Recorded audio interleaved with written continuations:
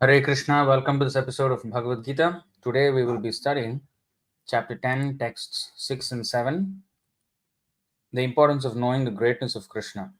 Om Namo Bhagavate Vasudevaya. Om Namo Bhagavate Vasudevaya. Om Namo Bhagavate Vasudevaya. Om Ajnanatimirandhasya Jnananjana Shalakaya Chakshurunmilitam Yena Tasmai Shri Gurave Namaha श्रीचैतन्यमनोभीष्टं स्थापितं येन भूतले स्वयं रूपः कदा मह्यं ददाति स्वपदान्तिकं वन्देऽहं श्रीगुरो श्रीयुतपदकमलं श्रीगुरून् वैष्णवांश्च श्रीरूपं साग्रजातं सहगणरघुनाथान्वितं तं सजीवं साद्वैतं सावधूतं परिजनसहितं कृष्णचैतन्यदेवम् श्रीराधा कृष्णपादान् सह गणललिता श्रीविशाखान्वितांश्च हे कृष्ण करुणा सिन्धो दीनबन्धो जगत्पते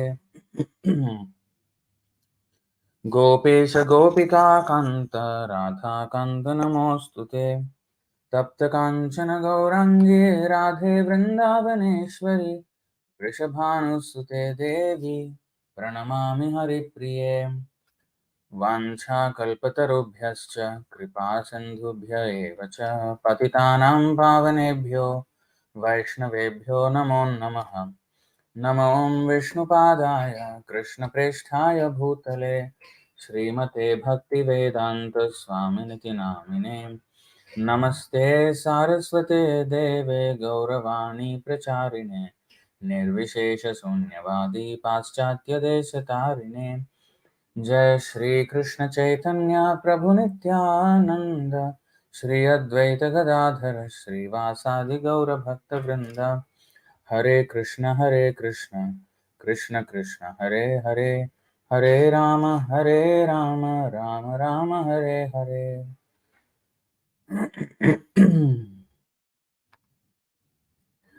So today we will be studying chapter 10, texts 6 and 7 of Bhagavad-gītā. Please share it in the social media, your those Instagram and WhatsApp and all these things, so that more people can join in this Krishna Katha. Thank you very much. So Bhagavad-gītā 10:6. maharṣayaḥ sapta pūrve catvāro manavas tathā mad-bhāvā mānasā jātā yeṣāṁ loka imāḥ prajāḥ.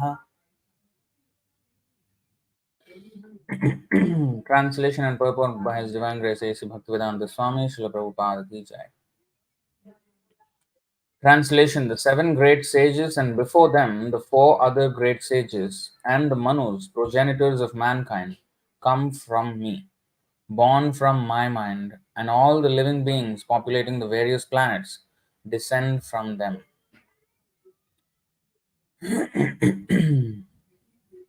Purport: The Lord is giving a genealogical synopsis of the universal population. Brahma is the original creature, born out of the energy of the Supreme Lord, who is known as Hiranyagarbha. And from Brahma, all the seven great sages, and before them the four other great sages named Sanaka, Sanandana, Sanatana, and Sanat Kumara, and the 14 Manus are manifested. So, seven great sages, Saptarishi, and the four great sages, the Chatur Kumaras. So, 7 plus 4, 11, plus the 14 Manus, 11 plus 14, 25. All these 25 great sages are known as the patriarchs of the living entities all over the universe. There are innumerable universes and innumerable planets within each universe, and each planet is full of population of different varieties. All of them are born of these 25 patriarchs. Brahma underwent penance for 1000 years of the demigods before he realized, by the grace of Krishna, how to create. Then from Brahma came Sanaka, Sanandana, Sanatana, and Sanat Kumara, then Rudra, and then the seven sages. And in this way, all the Brahmanas and Kshatriyas are born out of the energy of the Supreme Personality of Godhead. Brahma is known as Prapitamaha, the grandfather, and Krishna is called, this is wrong actually, Pitamaha, which should not be Prapitamaha. In the original one, it is Pitamaha, because both Prapitamaha is wrong. Here is Prapitamaha, and then here also it is Prapitamaha. So the actual correct one is Brahma is known as Pitamaha, the grandfather. Pita means father, Pitamaha means grandfather. So it should be Pitamaha. Let's change that. Pitamaha. Grandfather, and Krishna is known as Prapitamaha, the father of the grandfather. That is stated in the 11th chapter of the Bhagavad-gītā, 11:39. So we also have the 7th verse to read today. So first we will discuss on the 6th verse and then go to the 7th. So this 11:39, this is part of actually Arjuna's glorification of Krishna. It's a series of verses which is actually a stuti, glorifying the Supreme Lord. It's a beautiful verse. वायुर्यमोऽग्निर्वरुणः शशाङ्कः प्रजापतिस्त्वं प्रपितामहश्च नमो नमस्तेऽस्तु सहस्रकृत्वः पुनश्च भूयोऽपि नमो नमस्ते.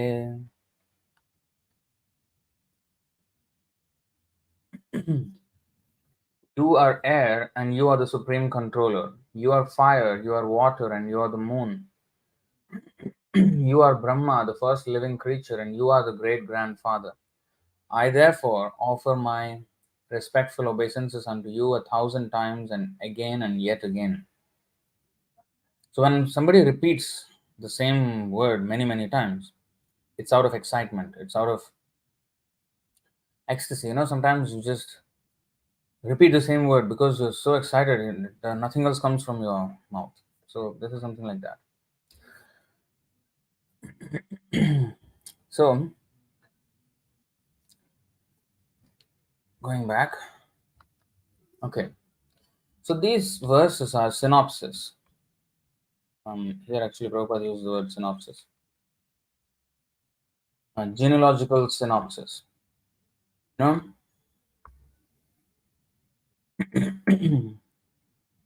Modern science tries to study. Actually, it's not just, sometimes it's called science, sometimes they call it anthropology, geology. There are so many different branches of study under science. And historians and all this, they have compartmentalized these subjects as different categories or departments of study or knowledge. We are so fortunate that in Bhagavad-gītā, Srimad Bhagavatam, we are introduced to a very, very wide range of subjects. Now, in this verse, and also most importantly, not just we are introduced to a very wide range of subjects, but we are introduced to the one common thread that connects everything, and that is Krishna. Sutre manigana iva. That sutra is Krishna. So, if you see,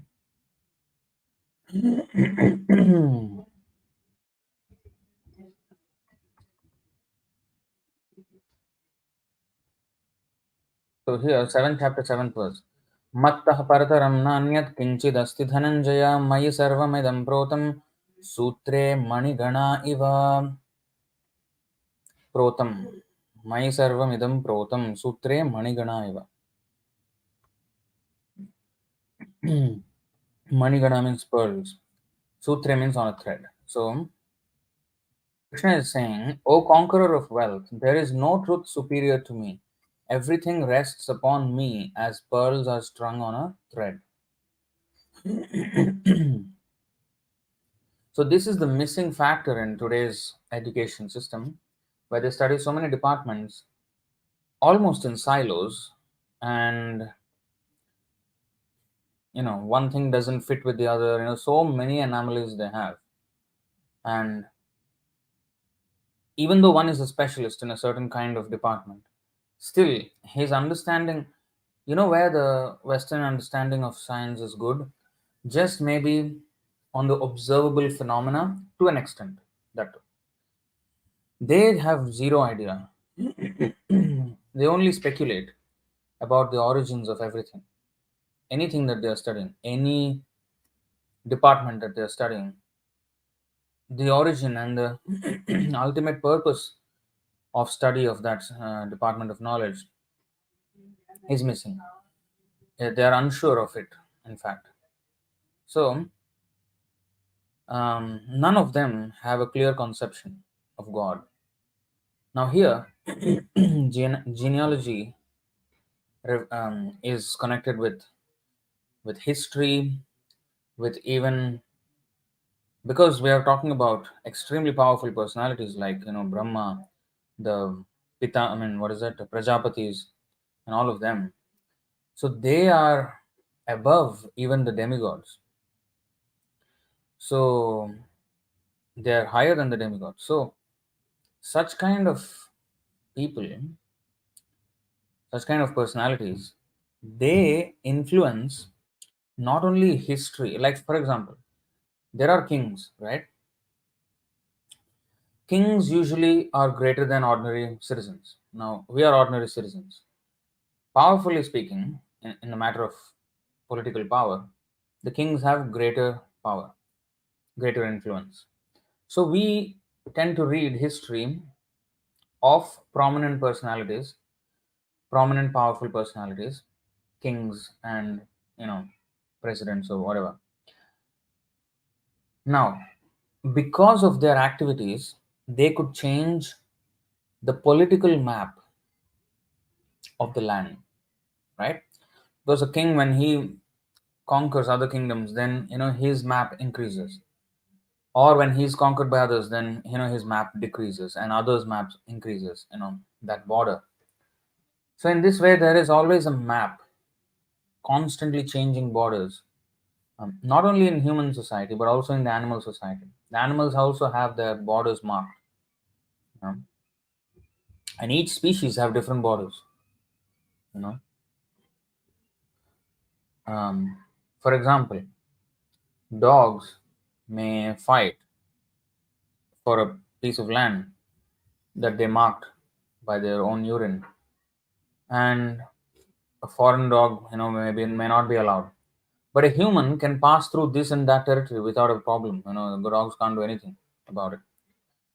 So similarly, we have human borders, but the birds, they just go around everywhere, right? They fly, and even within the waters, we have borders of the water. If another opposing or another country's naval ship comes in within the waters of one another country, then there is some tensions between the two. But the fish, they have no restriction; they can go here and there, but they have their own restrictions among their species. So we think that the world is divided into 196 or so countries, somewhere around there. That is according to our viewpoint, according to human viewpoint. And because humans are the most powerful um, creatures on this planet, um, therefore, sometimes their actions lead to, the animals also being, it affects the animals, and also the trees and the flora and the fauna and everything. So anyway, so the kings, they have the potential to alter the political maps. They also have the power of landscape changes. So for example, causing landscape changes in the sense that if there is, suppose, a lot of deforestation that happens, then the ecological balance and then the ecological equation changes, And it may also influence, like, what is being happening with the pollution. A lot of, effect on the climate also is also seen. How much? Well, we do not know, but definitely there will be effect. In fact, Prabhupada said that this excessive drilling of the ground for oil and other things, and also burning those gases and everything, it will have its effect. It will have its effect, and sometimes the Earth may go out of orbit, and that's what happened. I mean, when in the regarding the description of Varahadev, when the Earth fell in the Garbhodaka ocean. So there, in those purports, one of those purports, Prabhupada mentions that just like Hiranyaksha messed with the earth, so modern smaller demons, they are also messing with the earth, and eventually there will be consequences. People may ignore now, but eventually there will be consequences. Huh? So anyway, so what I'm trying to say is a king can alter political maps, maybe ecological and landscape. What is that called? Hmm, like deserts and forests and all that. That kind of geological, not geology. That's not geology. Um, the patterns or the climatic alterations, maybe a little bit here and there.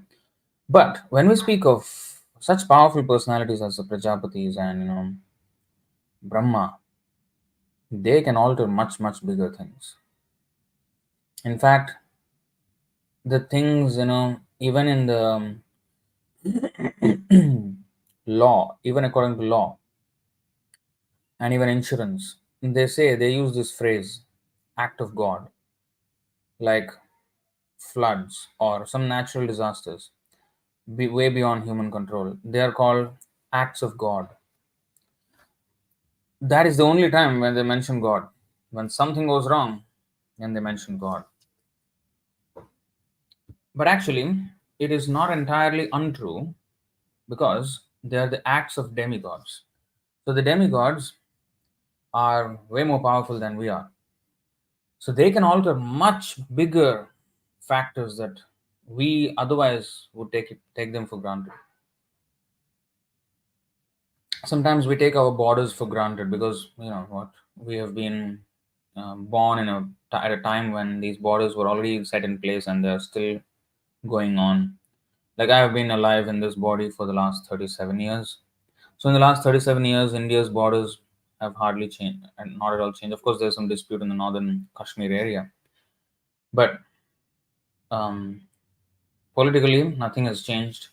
More or less, I mean, there have been here and there, but more or less, it's the same.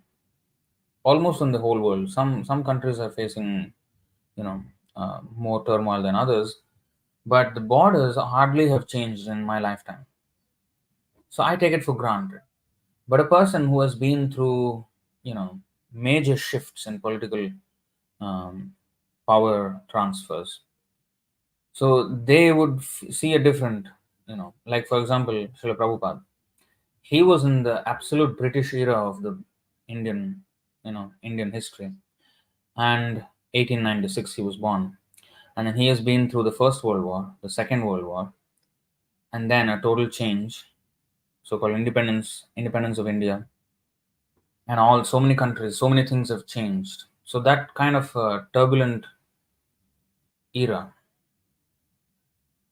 where extensive war took place, visible extensive war. I mean, now also there is war. It's happening at a in a quiet setting.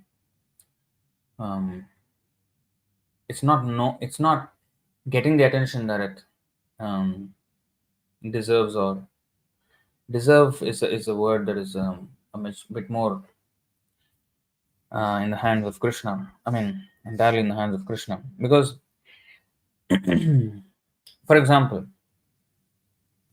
the number of people being killed in abortion, the babies, is far more than any war.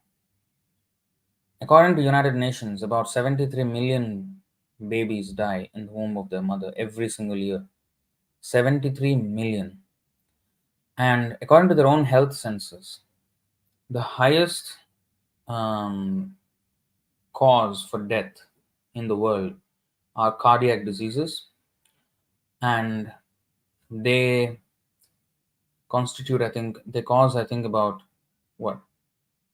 Um, 18 million deaths or something like that, or 30. I don't know. I forgot the numbers. So, such deaths, that is cardiac, maybe 20 million, something like this, or 33% of it.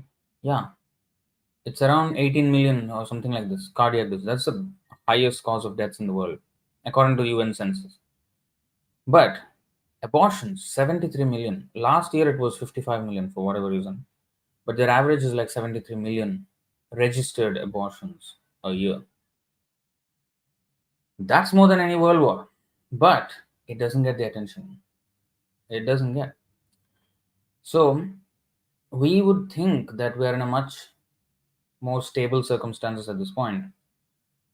For those who are born, maybe, yes. Compared to, of course, if we focus on certain land masses like, Syria, for example, Yemen, Ukraine, Palestine, Israel, there have been conflicts going on always. Iraq, Afghanistan, Kashmir. So these, I mean, there are pockets of places where there is always strife, but otherwise, relatively, um, the earth is in a peaceful condition right now. There's not much nuclear weapons being dropped. The problem is, I mean, the difference between such war where there is visible, visceral, um, uh, effects that one can see versus those happenings where it is masked. These 73 million people who are dying every single year, killed by their own mothers, they are dying in plain sight. They're dying in legitimate, licensed, and they're dying under legal framework. They're, the law even doesn't protect them. Like, at least externally, of course, there are countries which are peddling war narratives and they want war. You know, for example, the United States, they have to sell weapons, and it's in their interest that war goes on in the world so that they can sell their weapons and such things, and also to control their geopolitical narratives.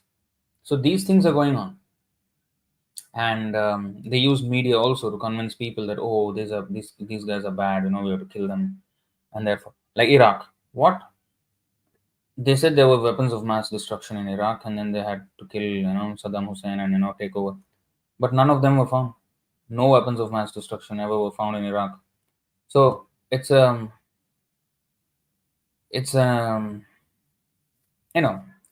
when they do it, it's right. Oh, it's war on terrorism. When somebody else does it, oh, he's a dictator. He wants to kill people. He's a demon. Like that. So anyway, these are all going on in the world. These things, I mean, when especially these powerful countries, when they kind of do these things to get their own power, they infringe upon many of the people's rights.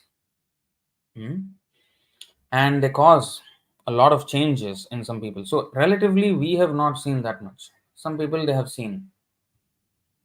Now, Manus, their periods are much longer, way longer. 71 cycles of the 4 yugas. So here, interestingly, Kṛṣṇa says that, okay, I think we'll go to that section a little bit later. Let's finish this section here. So they change, like, if you see in the Srimad Bhagavatam, Prithu Maharaj, he changed a lot during his time.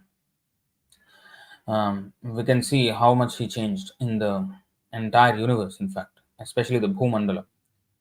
He changed a lot. In fact, the present structure of the universe is because of what he did many millions of years in the past. We have not seen any of that. We have not even been through major devastations. For example, even historians, they believe that there were periods of time where there was um, unprecedented destruction. But they do not know why. But we have explanations that because of the Yuga Sandhyas, when the Yugas change, then there is vast turbulence. So at some time, bhutva bhutva pralyate, this material world is like this. So there will be some times which are more turbulent than others. Imagine people during the Second World War. Oh, everything is going bad. Everything is, um, everything is just like, there's no order in the world. Everybody is just fighting and killing. Well, after a few years, it became much more quiet. Now, Kali Yuga has progressed. So why it has become kind of better in a way than before? So that kind of animosity is a bit reduced. And there are cold wars. There are cold fighting going on here and there, but not to the extent of Second World War or First World War. But as I said, the killing is happening, but quietly. So these things, will happen in time. This is the law of karma. Because animals, Prabhupada said in one, Subala Prabhu shared with me this quote, that people are killing cows. They're killing the mother. The cow is like the mother. They're killing the mother. And therefore, they're getting the reaction where the mother is killing the child in the womb.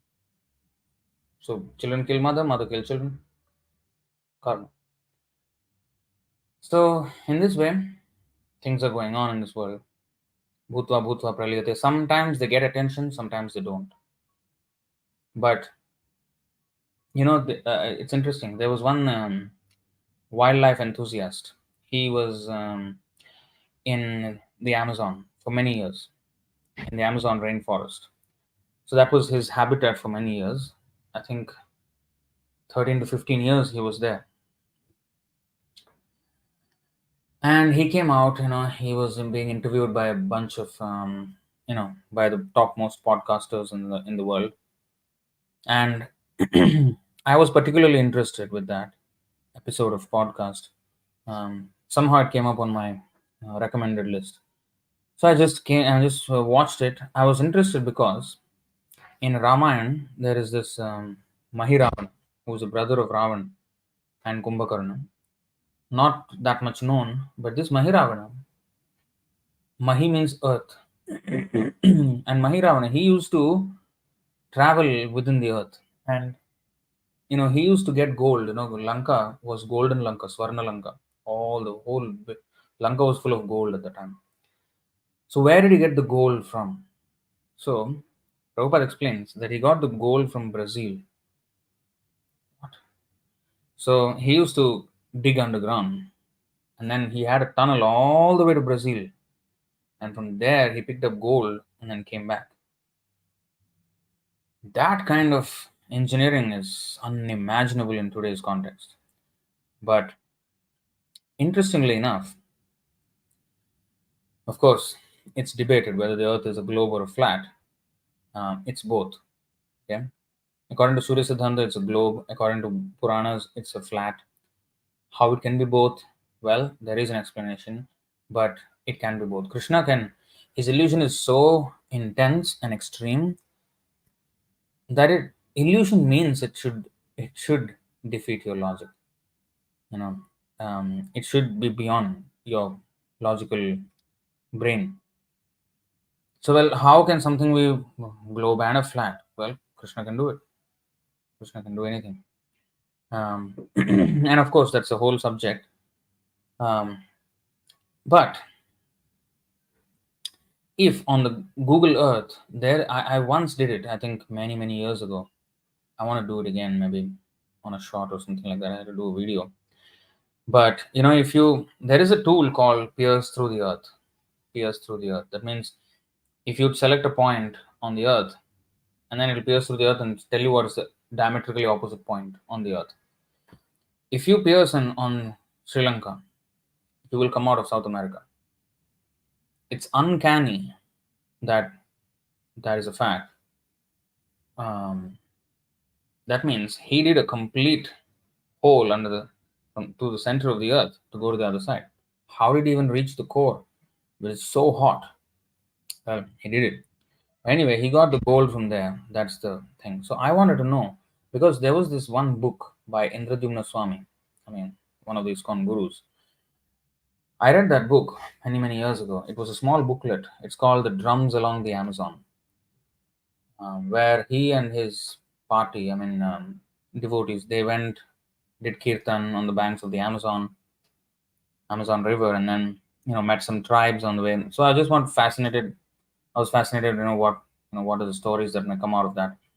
So then, in that, there is one story where some tribals, they spoke of a place in the Amazon rainforest where none of them would dare to go, because they say there's a great cave there, a very great cave, and it seems to be protected by mystical dragons, and anyone who tries to enter that cave never came back alive. So what is the mystery of that cave? So interesting. And also, in the Amazon, you will find anacondas. Anacondas are huge snakes, massive snakes. They're the biggest snakes on the earth. But also, according to Surya Siddhanta, if I'm not wrong, South America is called Patala because from that region you can go to the Patala loka. Just like from the Himalayas, you can go to the Svargalok, to the Gandharva to the Svargalok. There is pathways where in the Mahabharata there is description where Bhima, he goes, Arjuna goes, and then Bhima went to the Gandharva from there, from the Himalayas, and then even at the end of their lives, the Pandavas, Yudhishthira Maharaj, he went to, the summit, and then there was, from there they left to the heavenly planets. So there are portals on this planet that will lead to other planets. That's a whole subject on its own, and I want to explore that in the cosmology video, which I'm planning to make. Anyway, there are portals from South America to the Patala, and I'm very much clear that those portals have to be in the Amazon. And anyway, my point is that such travel is possible in those days. There were kings who used to do that kind of stuff, and usually demons will be able to do. And if it is a portal to the Patala Lok from there, and apparently also because he was mentioning this podcast, this Amazon guy, he was telling that there were, and another guy is also there. He also supports the same idea that there were advanced civilizations in the Amazon before, in the Amazon rainforest before. It wasn't a rainforest as it is now, and there were far advanced civilizations before them. So it's interesting because it ties with what we know of from our own histories. So it's a little bit interesting. So that's why I So Halayudha Prabhu is saying Prabhupada wrote that the planets are floating like footballs. Yeah. Well, it's a whole topic, so I will not get exactly there. But anyway, the genealogy, I will explore all that in the cosmology video, which I'm planning to make. It's never too. We can never completely know about the cosmological situation. Even Brahma cannot know, even though he is the creator. You know. So it's not easy. But we can have an expanded understanding of the Vedic, the cosmology presented in our Vedic scriptures, both Siddhantic and Puranic, um, which is more than what modern science offers to us at this point. So anyway, the genealogy, the history, the activities, the geology, the cosmology, so many things we study in our Vedic scriptures. And why? Why do we study? Because Krishna, he is, and this verse is actually just a genealogical synopsis. It's just a synopsis. Means it's a very condensed description. If you see in the Bhagavatam, extensive, not extensive, even that is not extensive. So much genealogy is given. The descendants of various dynasties and the kings and the powerful influences they had, and then in relation with the Lord. All those descriptions are in relation with the Lord, and you know, creation and sub-creation, all these things are mentioned in much detail in the Srimad Bhagavatam, but in the Bhagavad-gītā, a synopsis is given. So this is one of those synopses. So universal population. Just take that phrase for a while. You know how revolutionary this phrase is in modern science? Because in modern science, they are trying to find life on other planets. And here we are talking in a single verse about universal population, about population on every single planet of the universe, as if it's a matter of fact, because it is a matter of fact. But how it is a matter of fact, how is it that we're not able to see those living beings, is a puzzle to the great scientists and their thinking. There have been a lot of talk about this lately among the scientific circles, and even in the media it came out. Um, Here and there, all these great thinkers, they think, even Elon Musk, Neil deGrasse Tyson, or what is that other guy's name? Cox, what is his name? Whatever. All these scientists, they are always thinking, where is that life? They say it is by probability. If you calculate by probability, it's a very, very, very minute chance that there is no population in the rest of the universe. There is every chance that there is life. That's what they say. So, but we know for a fact that every single planet is full of life. And unfortunately, they are looking for life symptoms differently than, how to actually find the life symptoms. There are different ways to reach, not just with your instruments. There are tapasa, there are subtle ways, subtle vehicles, which which open up the possibility of us to have a glimpse of those things. So universal population, we're talking about it like, it's not a big deal. But so that only underscores the magnitude of science that is presented in the Bhagavad-gītā and the Srimad Bhagavatam. That means universal population, a phrase which is highly fascinating for the modern scientist, is just one of the minor details of a book. Just imagine then what is the standard and what is the stature of this Bhagavad-gītā.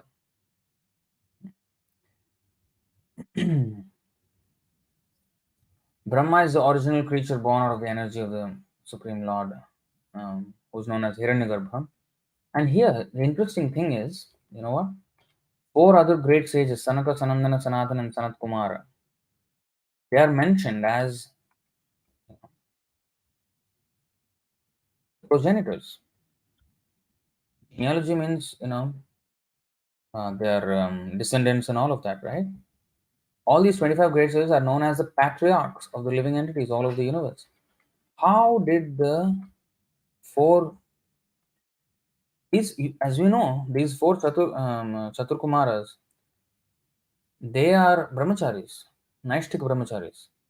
How did they become patriarchs? So here, the Gotra Dharma, I wrote an article. Actually, I need to publish that on my Substack as well.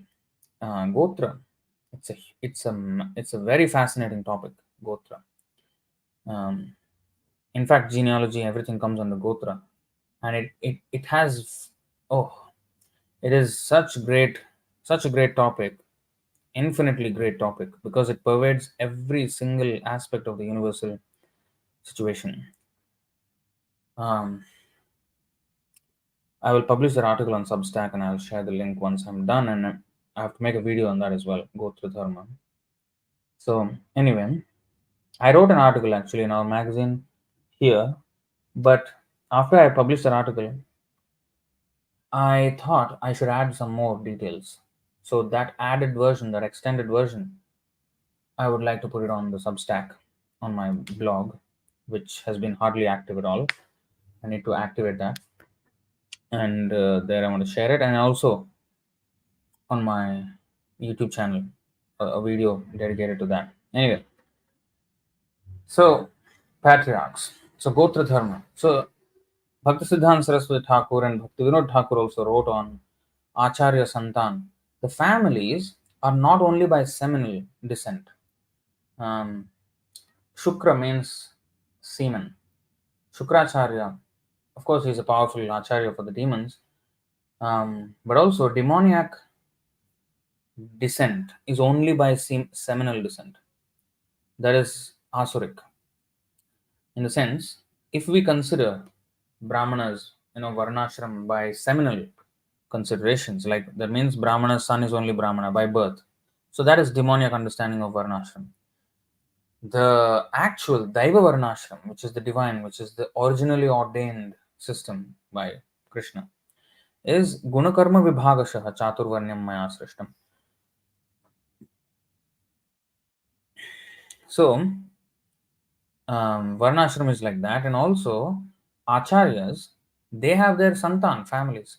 So, in that, let me take out that verse. We are descendants of Saraswati Thakur.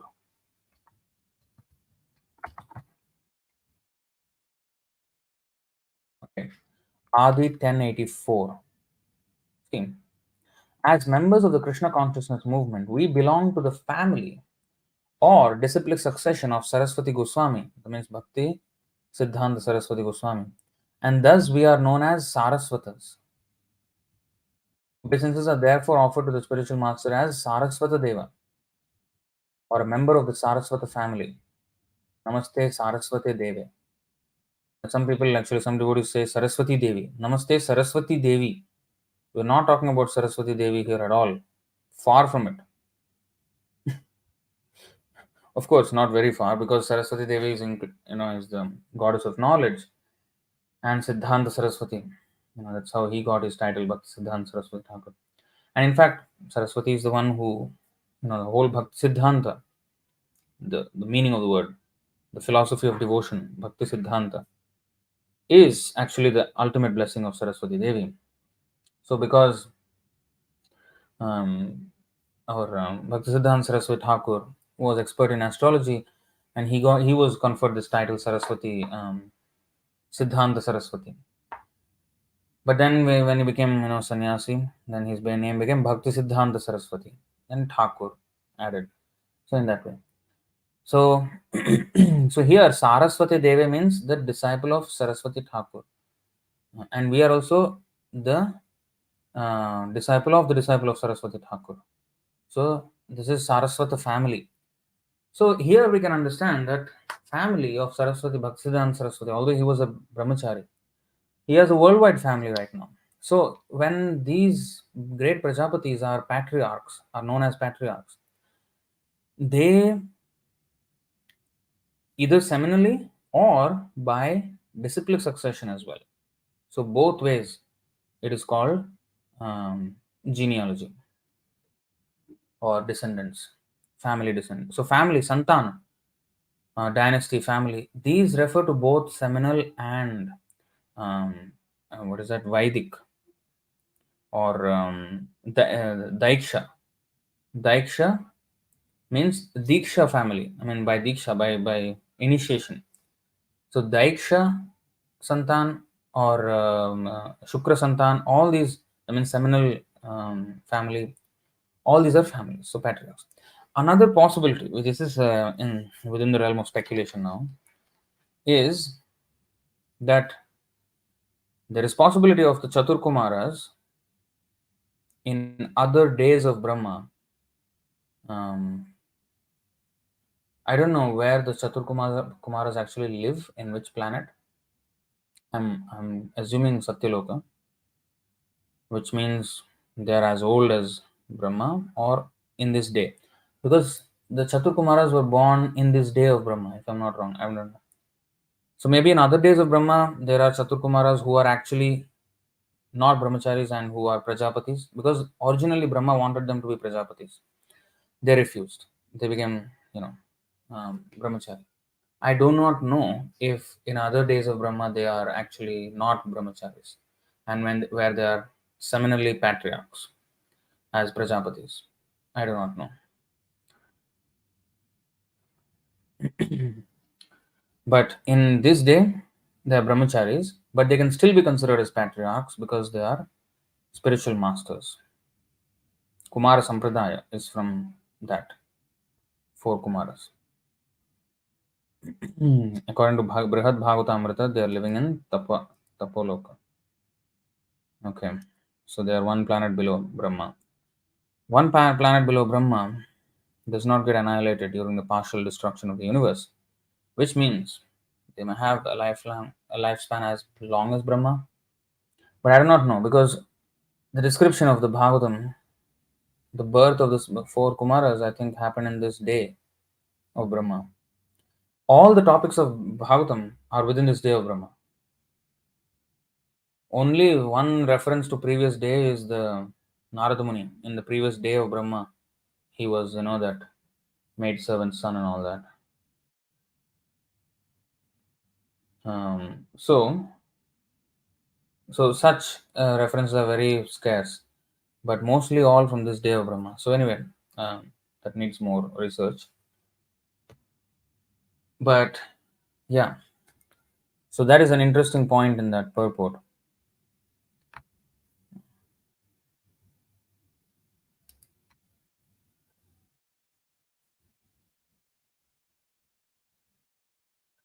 Okay, so all these 25 great sages are known as the patriarchs of the living entities all over the universe. There are innumerable universes and innumerable planets within each universe, and each planet is full of population of different varieties. Bold claims, you see, bold knowledge here. Modern science, zero access to this. All of them are born of these 25 patriarchs. Now, there are innumerable universes, and all of them are born of these 25 patriarchs. Well, in this universe, yes. So every universe has such patriarchs. Brahma underwent penance for 1000 years of the demigods before he realized by the grace of Kṛṣṇa how to create.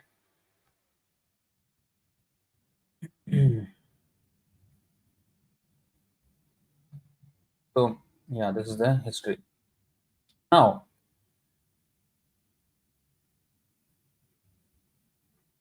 okay. There's an incident of Night of Brahma in that book, and they still live entire lifetime of Brahma. Interesting, but I don't know why Bhagavatam says they were born. Their birth is described out of Brahma's mind. I don't know when that happened, because Bhagavatam does not sometimes describe things in chronological order. They describe in different orders, mainly according to different not categorical, different category of presentation, not chronology. It's the subject that is more important than the chronology. So chronology is not given as much emphasis in Bhagavatam. So I do not know when exactly the Chaturkumaras were born. Okay, so next, next verse, 10:7. Etāṁ vibhūtiṁ yogaṁ cha mama yo vetti tattvataḥ so vikalpena yogena yujyate nātra saṁśayaḥ. One who is factually convinced of this opulence and mystic power of mine engages in an unalloyed devotional service. Of this there is no doubt. Etāṁ, all this, vibhūtiṁ, opulence, yogaṁ, mystic power, cha, also, mama, of mine, yah, anyone who, vetti, knows, tattvataḥ, factually, saha, he, avikalpena, without division, yogena, in devotional service, yujyate, is engaged, na atra saṁśayaḥ, there's no doubt here. Translation: one who is factually convinced of this opulence and mystic power of mine engages in unalloyed devotional service. Of this there is no doubt. Purport: the highest summit of spiritual perfection is knowledge of the Supreme Personality of Godhead. Unless one is firmly convinced of the different opulences of the Supreme Lord, he cannot engage in devotional service. Generally, people know that God is great, but they do not know in detail how God is great. Here are the details. If one knows factually how God is great, then naturally he becomes a surrendered soul and engages himself in the devotional service of the Lord. When one factually knows the opulences of the Supreme, there is no alternative but to surrender to Him. Right? This factual knowledge can be known from the descriptions in Srimad Bhagavatam and Bhagavad-gītā and similar literatures.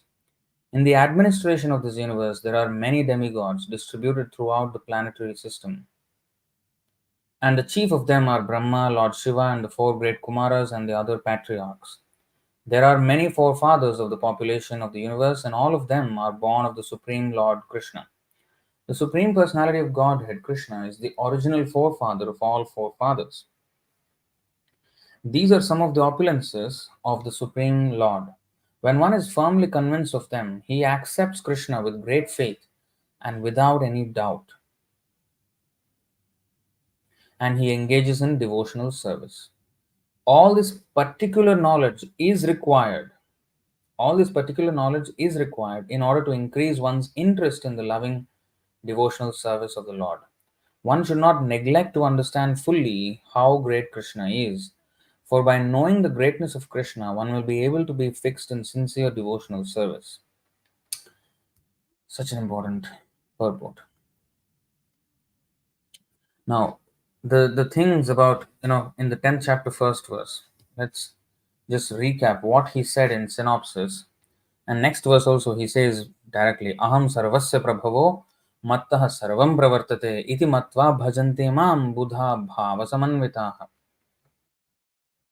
This we will read in the next verse, next class. I am the source of all spiritual and material worlds. Everything emanates from me. The wise who perfectly know this engage in my devotional service and worship me with all their hearts. Now, here it is very clear, right? Sarvasya Prabhu. Sarvasya. That Sarvasya is a huge word. I am the origin of everything, Kṛṣṇa is saying, right? What is everything? When we say the word everything, we don't unpack the word, and we just glaze over the word, and then and then we get attracted or attached to many details in this material world, right? Why is it important to know in detail the greatness of Kṛṣṇa? Because, okay, let's actually just recap 10:1. Just Kṛṣṇa says here that, listen again, O mighty armed Arjuna, because you are my dear friend, for your benefit I shall speak to you further, giving knowledge that is better than what I have already explained. Okay, so then he says, neither the hosts of the demigods nor the great sages know my origin or opulences, for in every respect I am the source of the demigods and sages. They also can't know him. It's so great. And then he says, he who knows me as the unborn, as the beginningless, as the supreme Lord of all the worlds, he only, undiluted among men, is freed from all sins. Okay. Then the next two verses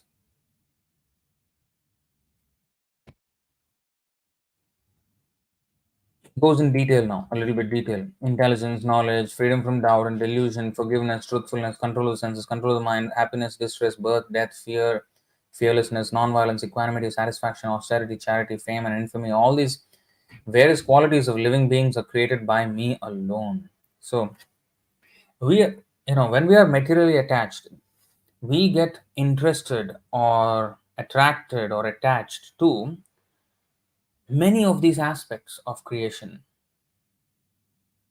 And the reason why we need to know the greatness of Krishna, as stated in today's verse, we'll just go to today's verse again, and 6.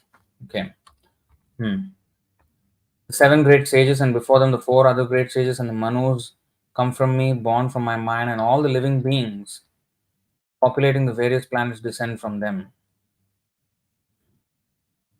So then he says, one who is factually convinced of this opulence and mystic power of mind engages in unalloyed devotional service. Of this there is no doubt. Now, the reason why we have to know all this greatness is because we get interested in many aspects in this world. We are materially attached, right?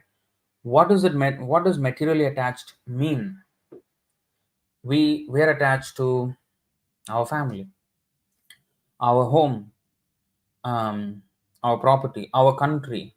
We may also be interested and attached to topics, different topics. We have topics which we take interest in. For example, politics, sports. So many diverse. Nirnam santi sahasrashah. This is explained here.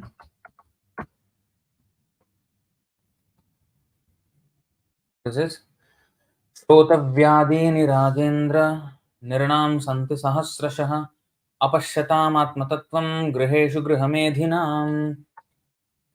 Those persons who are materially engrossed, being blind to the knowledge of ultimate truth, have many subject matters for hearing in human society, O Emperor. And because they have many subject matters, this happens. व्यवसायात्मिका बुद्धिरेकेह कुरुनन्दन बहुशाखा ह्यनन्ताश्च बुद्धयो व्यवसायिनाम्. Those who are on this path are resolute in their purpose. Okay? This is devotees. And their aim is one. The intelligence of those who are irresolute is many branched. So, how to come from this many branched intelligence to the resolute intelligence focused only on Krishna? So, aham sarvasya prabhavaha, right? We are interested in many of these aspects of sarvasya. Sarvasya means unlimited aspects of the Lord, but some topics concern us more because we have heard of them more or whatever. And we sometimes glorify certain sports personalities, political personalities, or scientists or whatever. So Krishna is saying all these humans who are great in various respects or who are not great, everybody are coming from these prajapatis, and prajapatis are coming from me. So he's giving us hints and links for us to connect our many branched intelligence to converge with Krishna. It's a corrective lens. When a convex lens, we have heard this in school, right? In physics, convex lens, concave lens. So convex lens, it converges, right? Light, our view also it converges. So similarly, now we are saying many things, how to converge into Krishna. So if I'm interested in astronomy, I'm talking about these big planets and universe and all that. Okay, so those are mentioned in our Bhagavatam, and much more enigmatic aspects of the universe, mysterious aspects of the universe, which are unknown to modern science, and they're scratching their head why things are like that, and some they have absolutely no clue of. So those aspects are there in our Vedic scriptures. And most importantly, why they were created and who created them, how they were created, in detail it is mentioned. Why? Because everything that happens, these scientists will come out with some possible explanation from their, intellect, a concoction, some mental speculation they will do. And, you know, we say, the rainfall is under the charge of Indra. They say, rainfall is just, evaporation of water from the. Yes, that is also true. It is true that water is evaporating by the heat of the sun and forming into clouds and falling back as rain. That example is actually given in the context of Sandipani Muni. You know, Sandipani Muni is the guru of Kṛṣṇa. So it is said that, I think in the Nectar of Devotion, if I'm not wrong, that the actually Kṛṣṇa doesn't need a guru. Kṛṣṇa is the ocean of knowledge. He is the ocean. So Guru is the Tranaya Karunya Ghana Ghanatvam.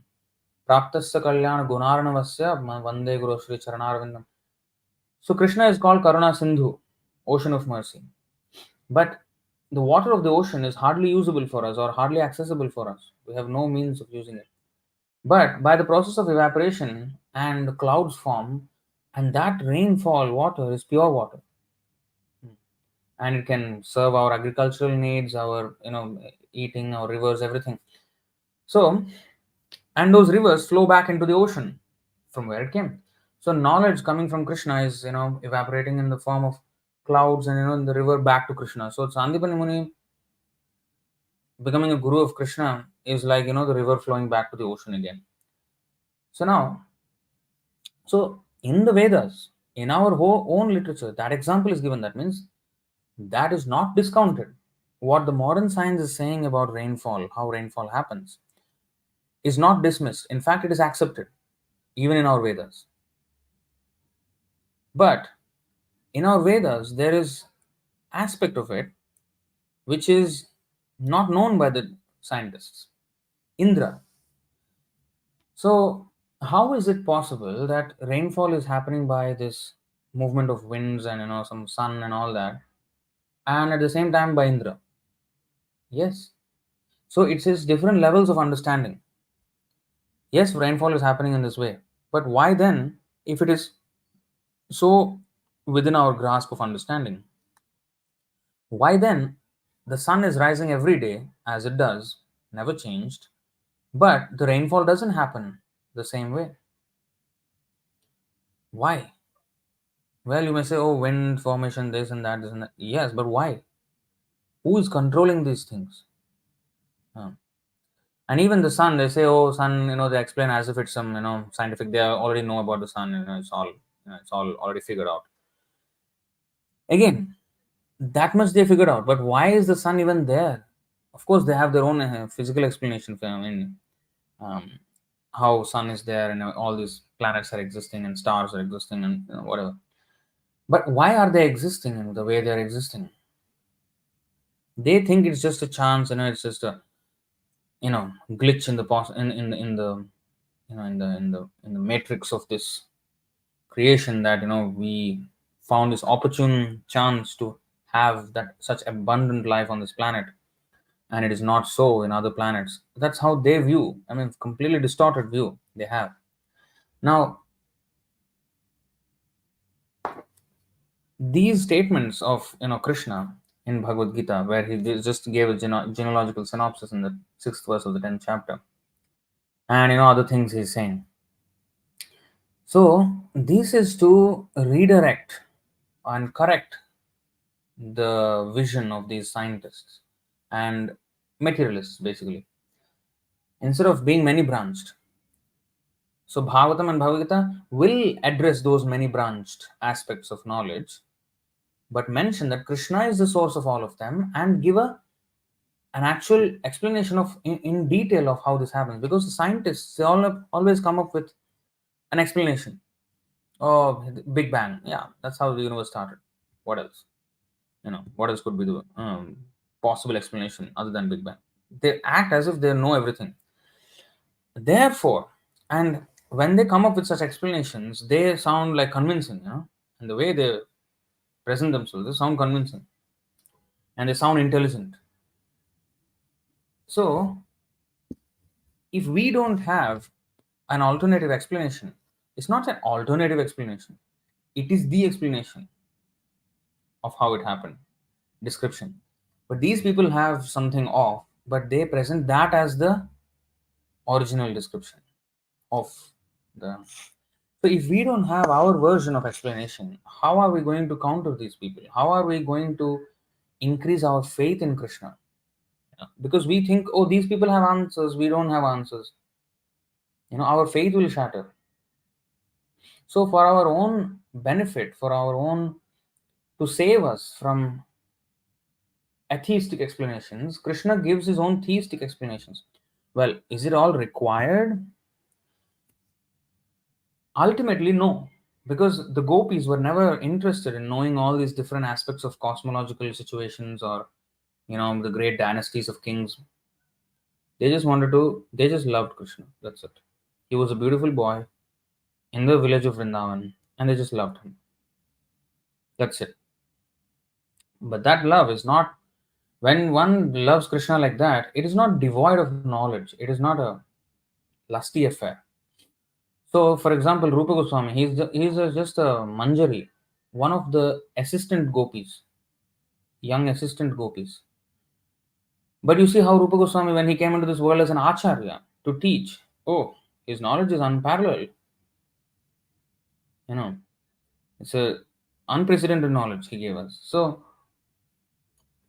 they have knowledge. It's not that they don't have. But they were not interested in anything other than loving Krishna. We, on the other hand, we don't have such love for Krishna. And we have reasons not to love Krishna.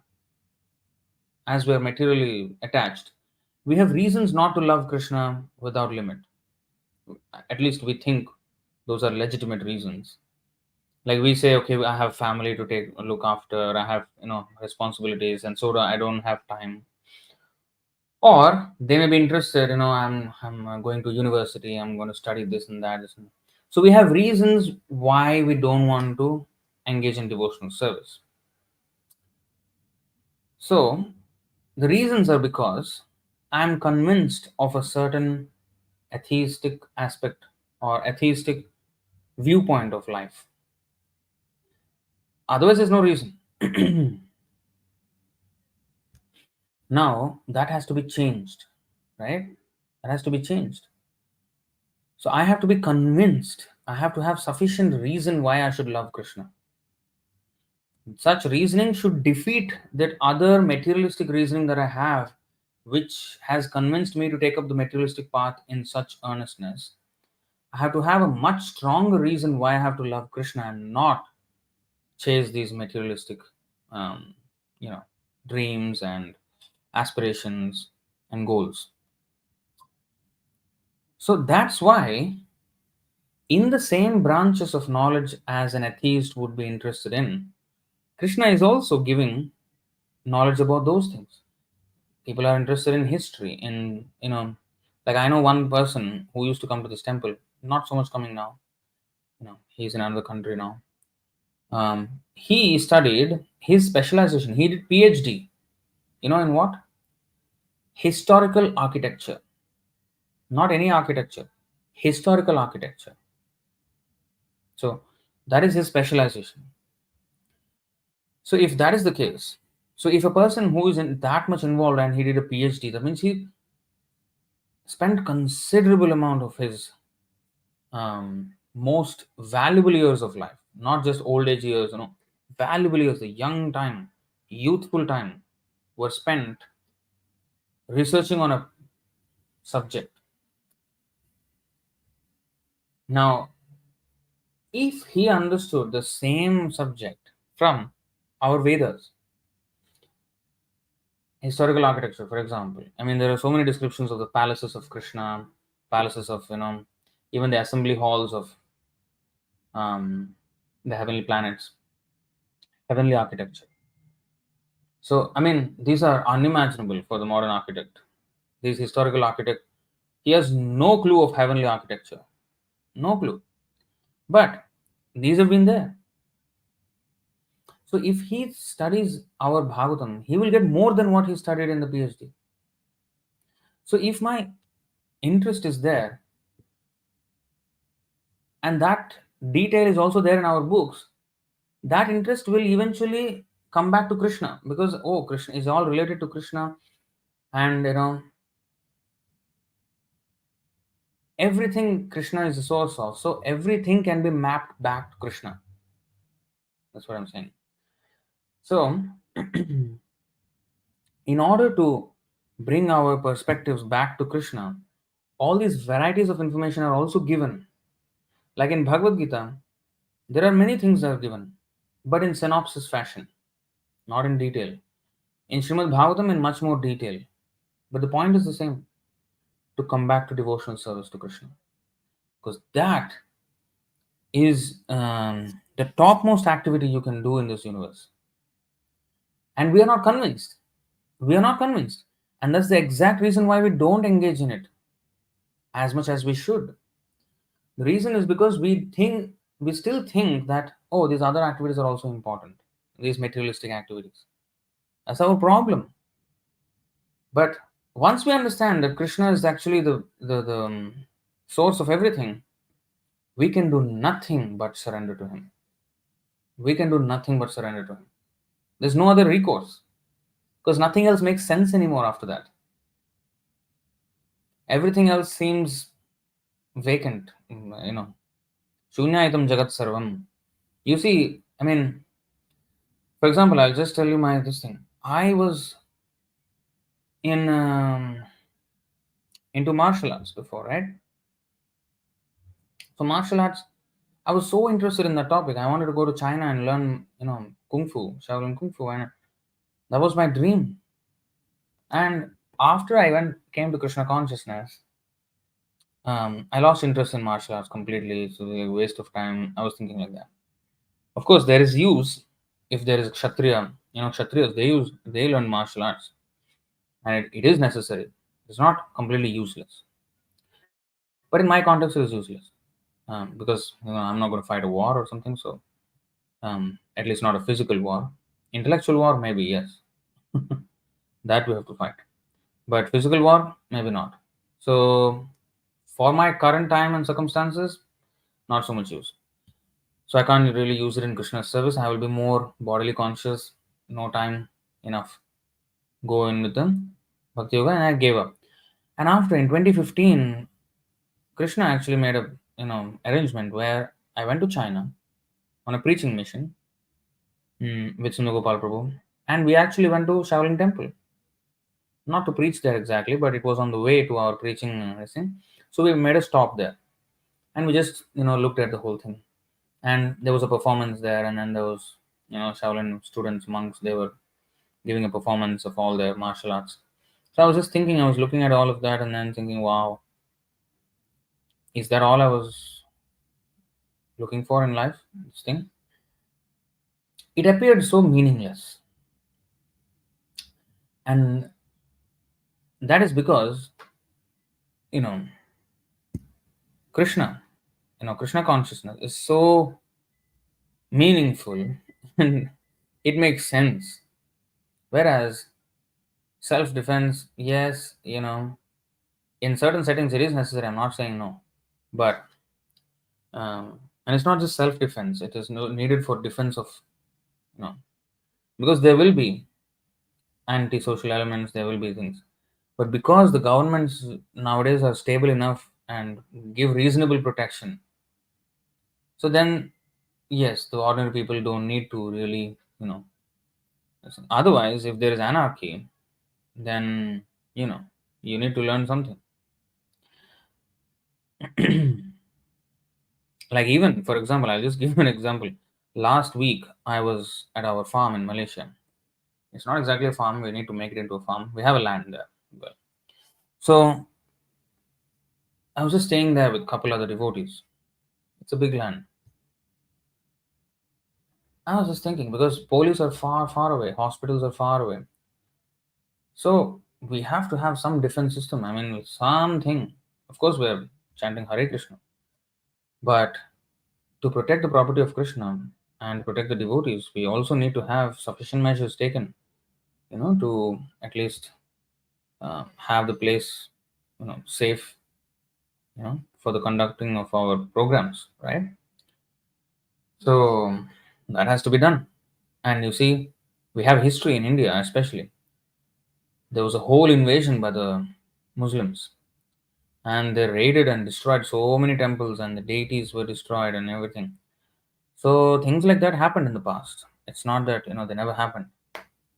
So we have to protect what is Krishna's property and use it for his service, and for that we need some this thing. So anyway, um,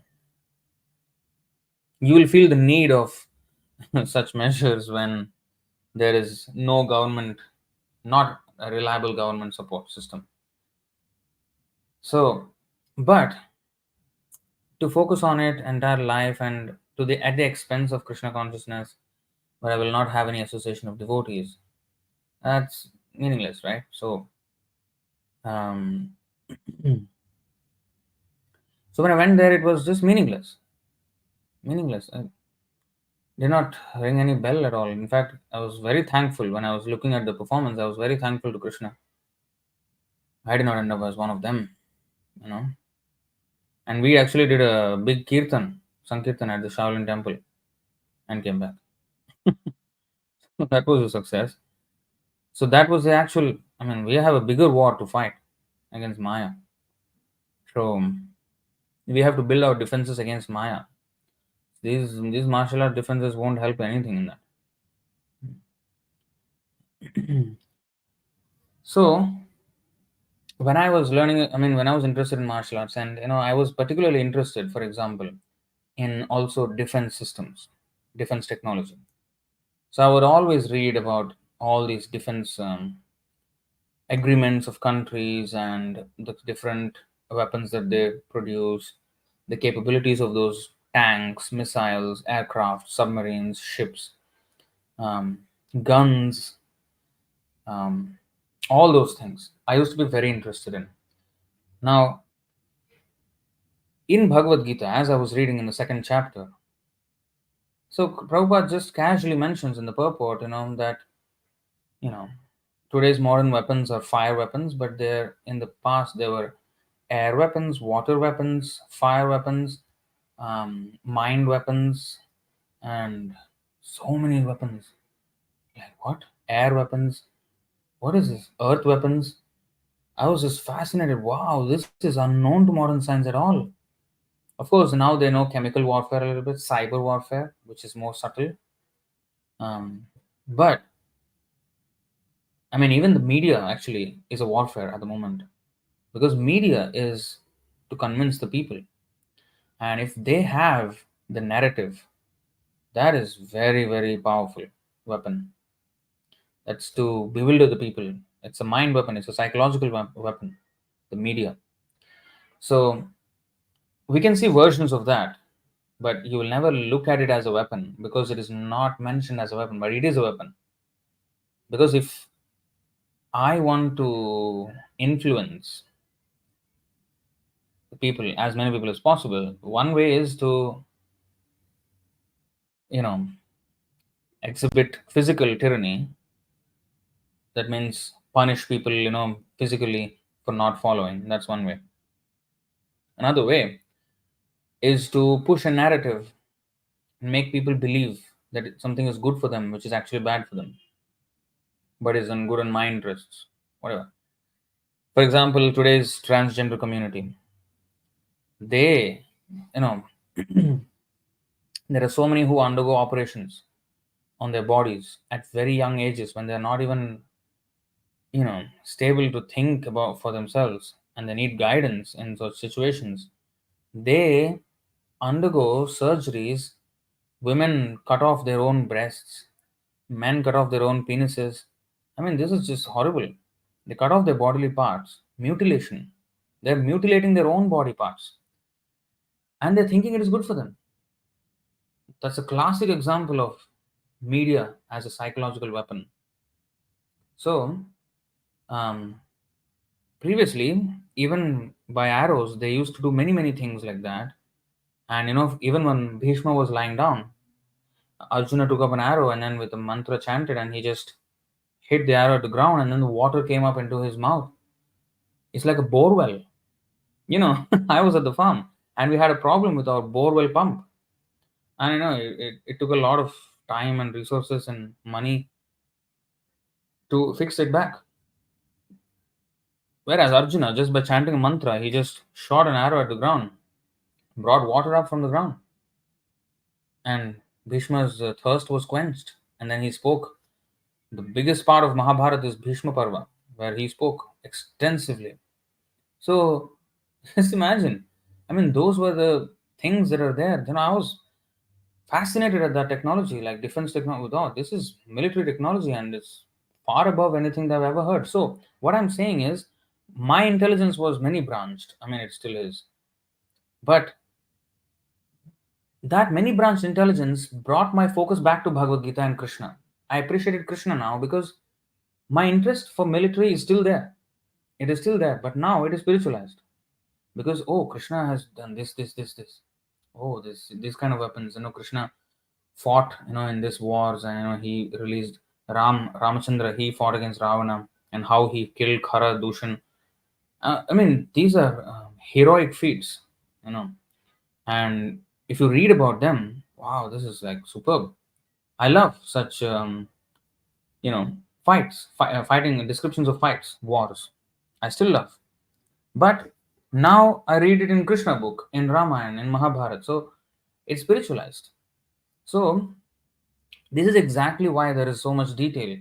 And this is exactly why in today's verse, this from many branched in irresolute intelligence to make it resolute intelligence in Krishna, like a convex lens, converge all of them back to Krishna again, the focus. So in the process, our individual interests are not killed, but they are redirected back to Krishna. So because Krishna is the source of all of them, once we understand that, then, for example, any martial artist would adore Bruce Lee or Jackie Chan or people like that, right? Well, if we understand that all these people, Paurusham Nirshu, Krishna says, I am the ability in man. So when these men show extraordinary abilities, you know what? I appreciate Krishna because he created them. So and Krishna's own fighting prowess is beyond anybody's, even the demigods cannot comprehend, right? So when even in Bhagavatam, there's a huge war between the demigods and the demons. So these descriptions are there. And yet, our focus from Krishna is not going away by those descriptions. It is in fact coming nearer to Krishna. So, this is the reason why detailed information is required. If we go back. Okay. Yeah. One who is factually convinced of this opulence and mystic power of mind engages in unalloyed devotional service of this. There's no doubt. In the purport, Prabhupada mentions all this particular knowledge. That means particularly about all these different aspects, which we may think are materialistic. They're not, because they're related with Krishna. They're not materialistic. In fact, there is no such thing as a materialistic topic, but it becomes materialistic when it is studied without relation with Krishna. It becomes materialistic. It is spiritual when it is studied in relation with Krishna. And that study of its relation with Krishna is to be understood from Bhagavatam and Bhagavad-gītā. So that's why all this particular knowledge is required, Prabhupada said, in order to increase one's interest in the loving devotional service of the Lord. And as I said, the scientists will offer convincing arguments for themselves and convincing explanations for natural phenomena or for any invention that they do or anything. But you see this, unless we have our own explanation for it, like for example, cosmology. Oh, the astronomers and the physicists of today's world, the astrophysicists, they have extensive explanations about how these things are working, the cosmos. We can debunk them only because we have detailed information on our side as well. Otherwise, we will just accept whatever they're saying, and then how will people be? And our things, if we don't have explanations, like Chandradev, there is the moon god. Hey, you're saying moon god and all that. We already went to the moon and there's nothing there. So where is your moon god? Stop it. Your thing is only just fables. Here is reality. That's what we are taught. That's what science is making us think. So unless we have a strong enough argument on our side, a strong enough explanation that will satisfy our curiosity, how are we to be convinced firmly, and how are we to convince others to firmly take to Krishna consciousness? So you see here, सिद्धांत बोलिया चित्ते ना करो अलस इहा हईते कृष्णे लागे सुदृढ़ मानस. कृष्णे लागे सुदृढ़ मानस. That is the real reason. इहा हईते कृष्णे लागे सुदृढ़ मानस. A sincere student should not neglect the discussion of such conclusions, considering them controversial. For such discussions strengthen the mind. Thus one's mind becomes attached to Sri Krishna. Therefore, we should not neglect, oh, I only want to read about Ras Leela and all that. No, no, no. We read about creation as well. Because I am interested in so many aspects of this creation. I should understand that the creation is actually done by the creator, who is Krishna. And I should know exactly how it is done. I should know these things. Because I should, and in my mind, I should combat the materialistic explanation for things. It is not that, oh, materialistic scientists have some portion of the knowledge and we have the spiritual portion of knowledge. No, we have spiritual and material portions of the knowledge in our scriptures. And we have everything. So, in fact, I want to make another video on that, a short maybe. Let's see. Yeah, let me not reveal that. So anyway, so these things, when we have things in our description, actually, let me just reveal it. What is that? For example, just released, what is that? The Apple Vision Pro.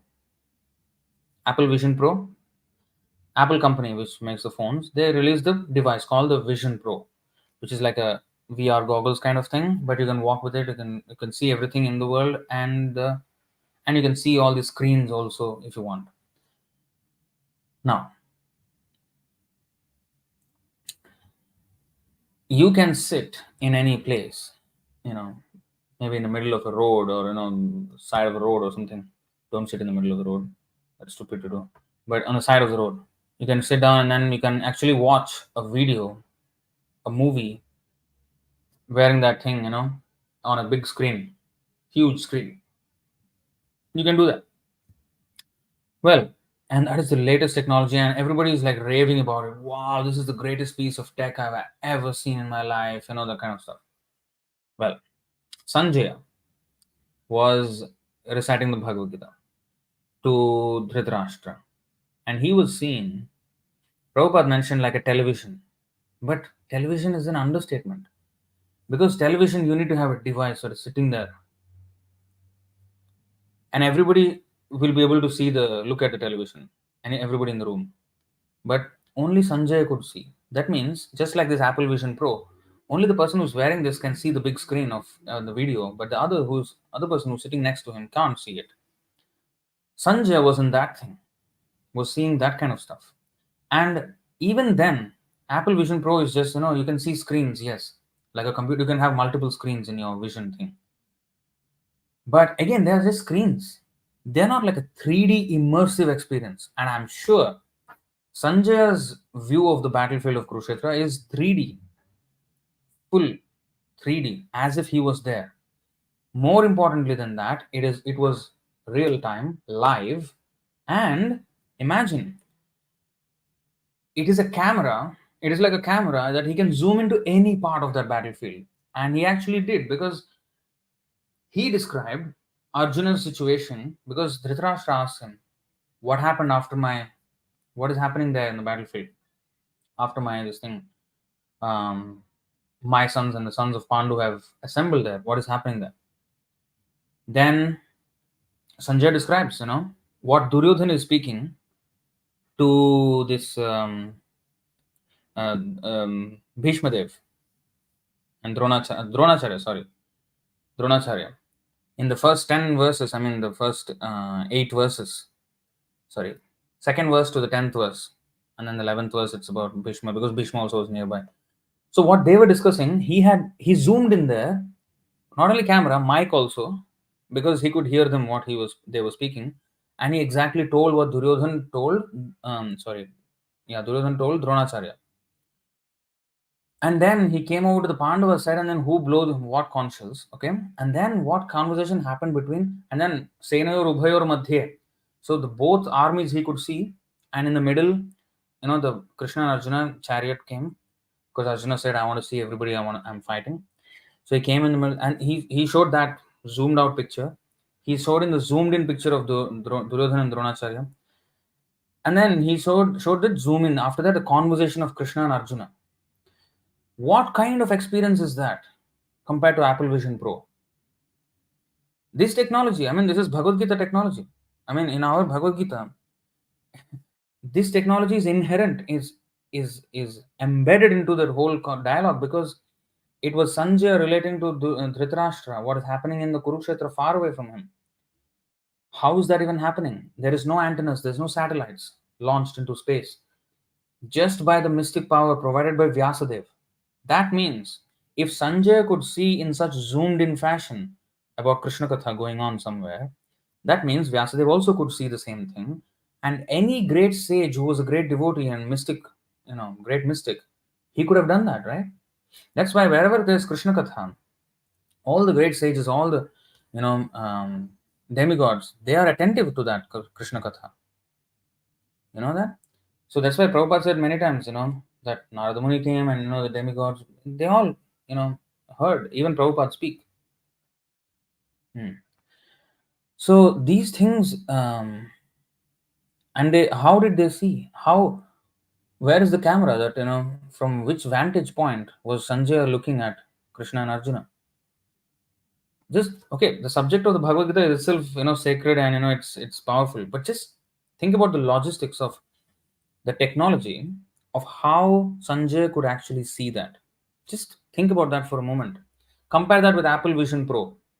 A stupid goggles you have to wear, like looking like an absolute fool in the middle of population, and go around like those bumblebees have big eyes, in Telugu we call Gudlaguba.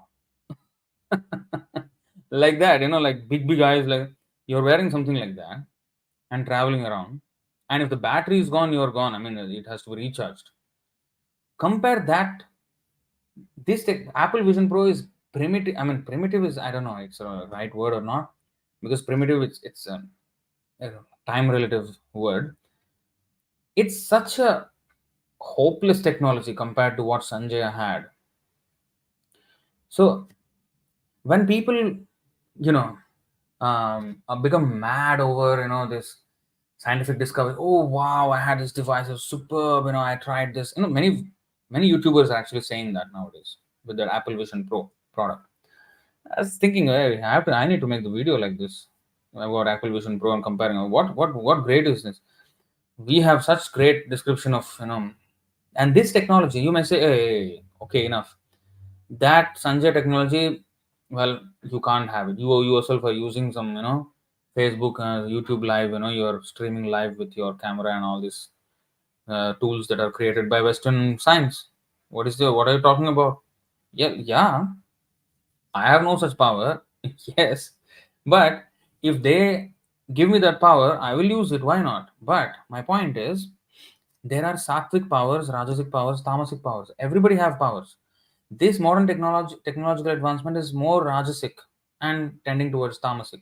Tamasic are like the black arts, the witchcraft and all that. Those things are tamasic powers, because they can also do some wonderful things, like Bishaki Sen. That story from, not story, I mean the historical fact that, I mean the incident that happened in Bhaktivinoda Thakur's life. He was a great mystic, but tantric mystic, right? So there are such tamasic powers as well. And in the lower regions of the universe, the subterranean heavenly planets, Mayadanav, he has massive cities that are far superior to modern cities that we have. But they're all demoniac, atheistic people, just like today's modern cities and modern people, more or less atheistic. These are in the realm of rajasic and tamasic powers. So yes, these are powers, but rajasic and tamasic. Sattvic powers, by mantra, like Arjuna, how he dug a borewell water just like with an arrow, and even a nuclear weapon with the same arrow with a different mantra. These are subtle powers. So when we, instead of just not thinking about it in detail, if we read Bhagavad-gītā on one side and then get excited about all the technology that's coming on this side, that's not very good. You know. So yes, it may be good in the present context, but we should always know that we should not get so deviated that our attention from Krishna goes away. It has to be brought back to Krishna. So such and therefore we need to understand how everything is working. I could have easily been carried away by the technology of Apple Vision Pro, for example. But if I know Bhagavad-gītā and I see through the Bhagavad-gītā lens, then I compare it with what that offers, what the product offers, and it's $4,000 US dollars, I think. Just imagine. I mean, Sanjay had it for free. That is another thing. So, and he did not look like a fool wearing something. So just imagine. So if we know the details of our thing, our Vedic scriptures about Krishna through our Vedic literature, then in our mind we can combat the influence of Maya, which presents us all the glittering objects for sense gratification. So we should always be having Krishna in our view. Santa sadaiva hridayeshu vilokyanti. Of course, pure devotees only can do that. But at least, even if we can't, always see Krishna like the pure devotees do, but if we see through the lens of Shastra, we are always connected with Krishna, always thinking of Krishna. So even the Bahushakha will become Ekeha. That convergence, that convex lens of Shastra, which converges our Bahushakha view to again single pointed attention on Krishna, that is required.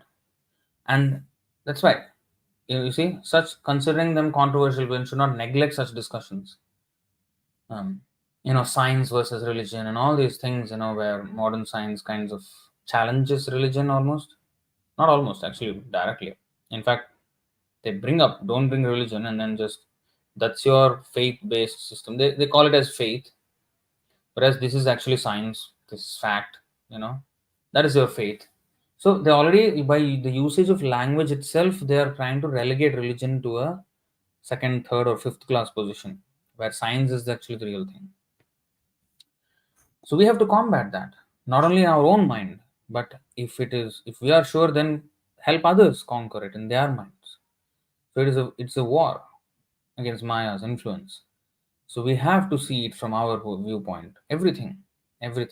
That's why this genealogy, this history, the cosmology, weapons, martial arts, everything that a person would be interested in. Sports, for example, nowadays it's a big sport, UFC, right? UFC, mixed martial arts, ultimate fighting competitions, something, UFC.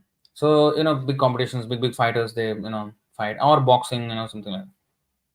Well, wrestling match, Bhima in Jarasandha, Kṛṣṇa, Jambavan. I mean, they had wrestling bouts that are beyond the comprehension of human beings. Such powerful wrestling bouts for 28 days. 28 days, Kṛṣṇa and Jambavan. I think even Bhima and Jarasandha, I think, went on for, 3 weeks or 4 weeks, right? So that's how long they had. And from morning to evening, fighting. This is just like 5 rounds, 5 minutes, here and there, and with breaks and all that.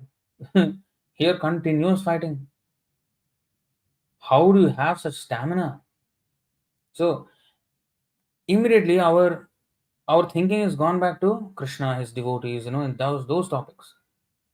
Uh, And ultimately, in this way, if we understand that Krishna is the greatest, that's it. We will automatically submit. Like if I'm a cricketer, oh, I will submit to Sachin Tendulkar. If I go to Sachin Tendulkar, oh, you know what, I will be very very respectful and all that, right? Because he's a great in that sport. So similarly, in any sport, in any aspect, engineering, artistry, fighting, any aspect you take, aham sarvasya prabhava, sarvasya prabhava. So everything that is there, the greatest thing in that represents Krishna. That means how great Krishna is.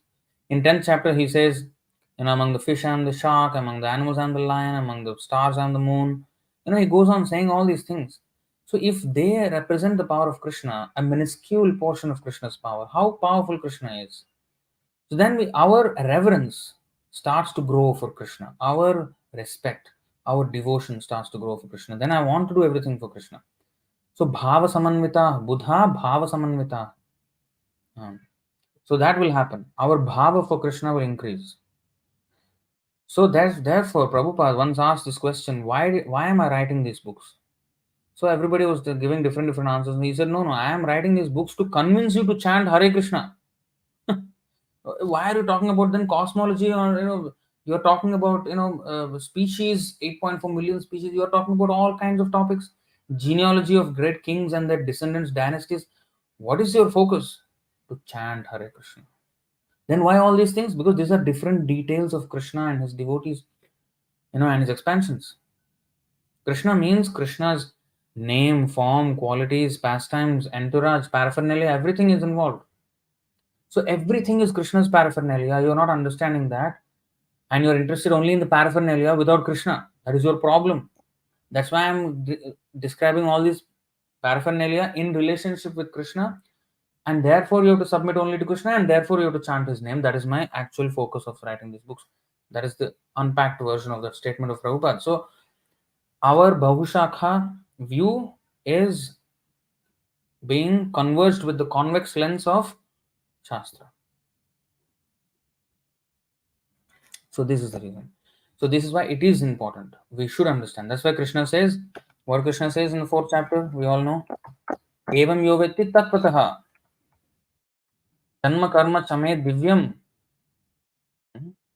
Evam yo vetti tattvataḥ. Tyaktva deham punarjanmana iti mameti sorjuna. Anyone who knows the transcendental nature of my appearance and activities does not, upon leaving the body, take his birth again in this material world, but attains my eternal abode, O Arjuna. So, tattvataḥ means in reality. Vetti means knows. In reality. It means in detail, in particular detail, as is explained in today's verse. That's why here it is also said, what is it? 10:7. Vetti tattvataḥ, right? Yeah. Mam yo vetti tattvataḥ. Again. etāṁ vibhūtiṁ yogaṁ cha mama yo vetti tattvataḥ so vikalpena yogena yujyate nātra saṁśayaḥ. Nātra saṁśayaḥ, no doubt. One will come to the point of serving Krishna, surrendering to Krishna as the greatest, supreme person. So this is actually what is education. This is real education. Okay, so I will end there. And any questions or comments on this point, I'll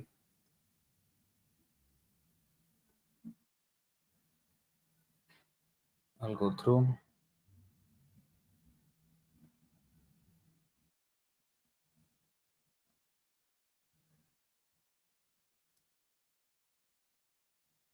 Virendra has made a comeback in our live streams. Sorry for being in your class and connected with you after many days or years. Please apologize me and accept me in your saintly association. I don't know saintly, but yeah, you're most welcome to attend these classes again. Hmm, topography, yeah, topography.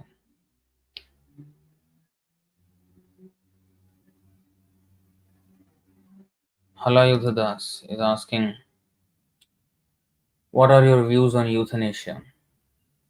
Euthanasia means mercy killing. You know, there is one in Europe, I think in Netherlands or something. There is this maid, MAID. What is it called? Um, something something induced death. So it is basically if somebody wants to commit suicide, then he will go to the healthcare because he says he's lost all hope on life. He just wants to die. Please help him die. So there are now kind of facilities where one will help them die peacefully, assisted induced death or something like this. You know, MAID, something I came across that some months ago. So so kind of euthanasia for humans. So this, I mean, euthanasia, where it will end, where is the justification? It will always start off as something which is but don't interfere. Let whoever has to go, whatever undergo, just let them undergo. That's it. Hmm. There's no need of mercy killing. Hmm. So we have to see. We have to understand one thing. We have to work according to Shastric injunction. We should not come up with laws. Mercy killing. It will be better for you know somebody to die or something like that. So first of all, why it has even been caused? So anything, whatever it is, some people do abortion on the basis of euthanasia almost because they scan the child, in 22 weeks they scan the child. Why? If there are any deformities, you can kill. So some people think, I don't want a bad life for my child, so I just want to end now itself. And then you're going to have the karma for killing. So you want the karma of killing? Think about it. So you should not do that.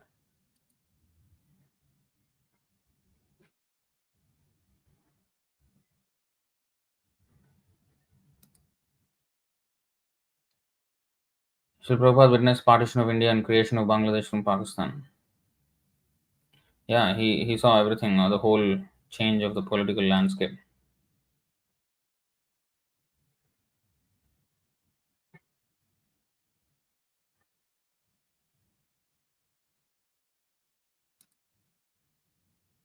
Would you talk of the cosmology subject on this channel? I actually wanted to make a video on my channel about it, about what I'm reading about cosmology and whatever. It'll take some time though, you know. It's a very interesting subject though. Birth-based caste system is cause of reservation problem in India. Always wanted Daiva Varnashram, which is mentioned in 18th chapter based on Guna Karma. Yes. Hmm. Four Kumaras are older than Lord Shiva. Well, in this universe, in this particular day, yes, because they were born and then he asked them to become Prajapatis, then Brahma, then they refused.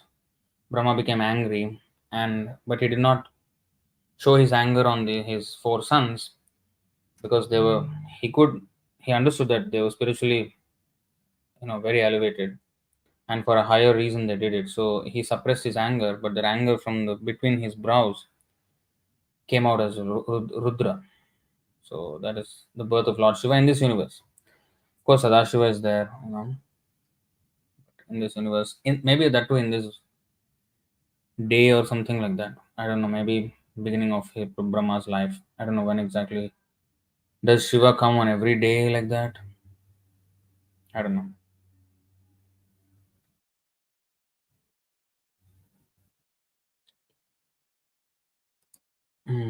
Dimitri. Prabhu is saying. Prabhu, because atheists' view is imperfect like Bhagavad version, how are they able to calculate lunar calendars, distances, and stuff we use on a daily basis? How to understand this?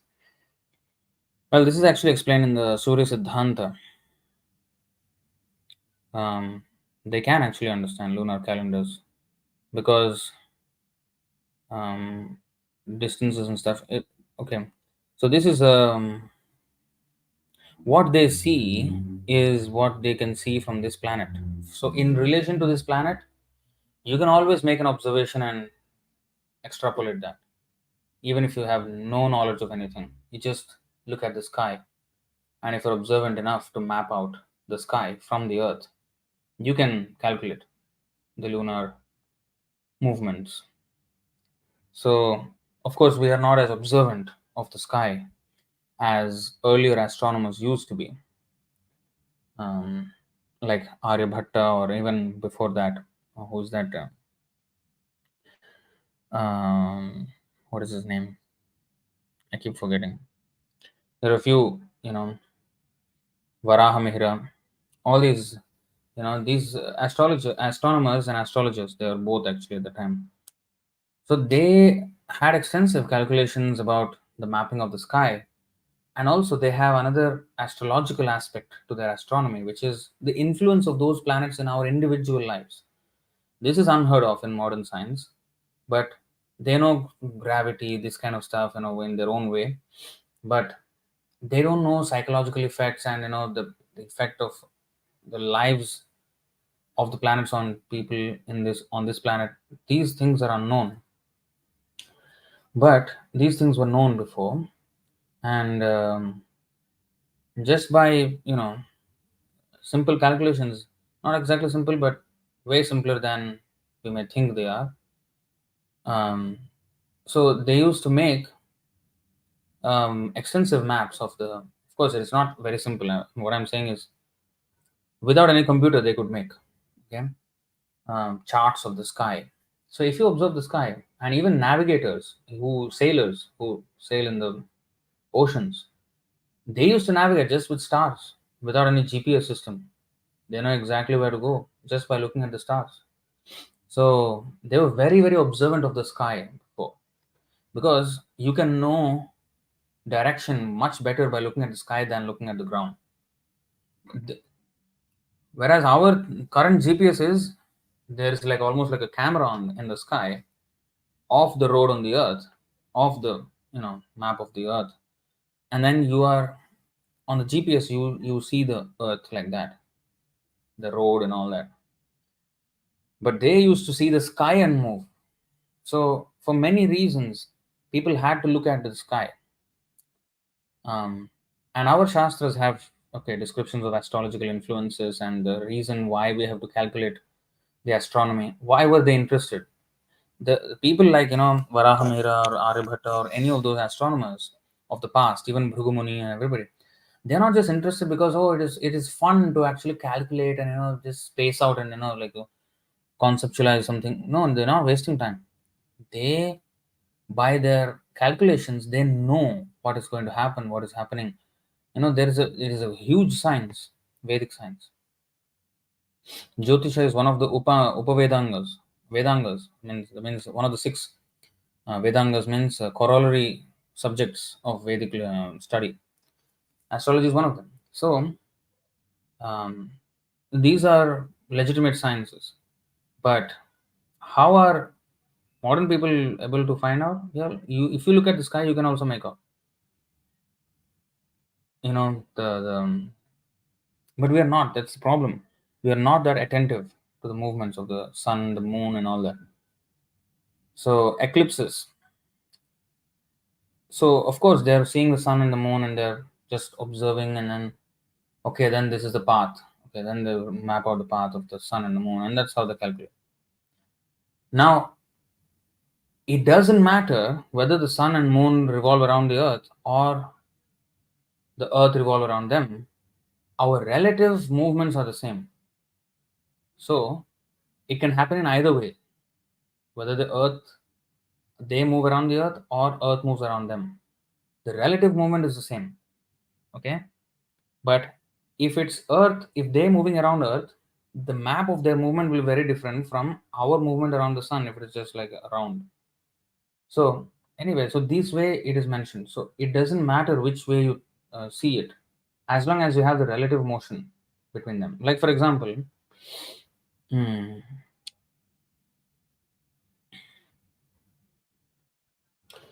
two vehicles are moving on the road. Okay, one moving at 80 kilometers an hour, one moving at 90 kilometers an hour.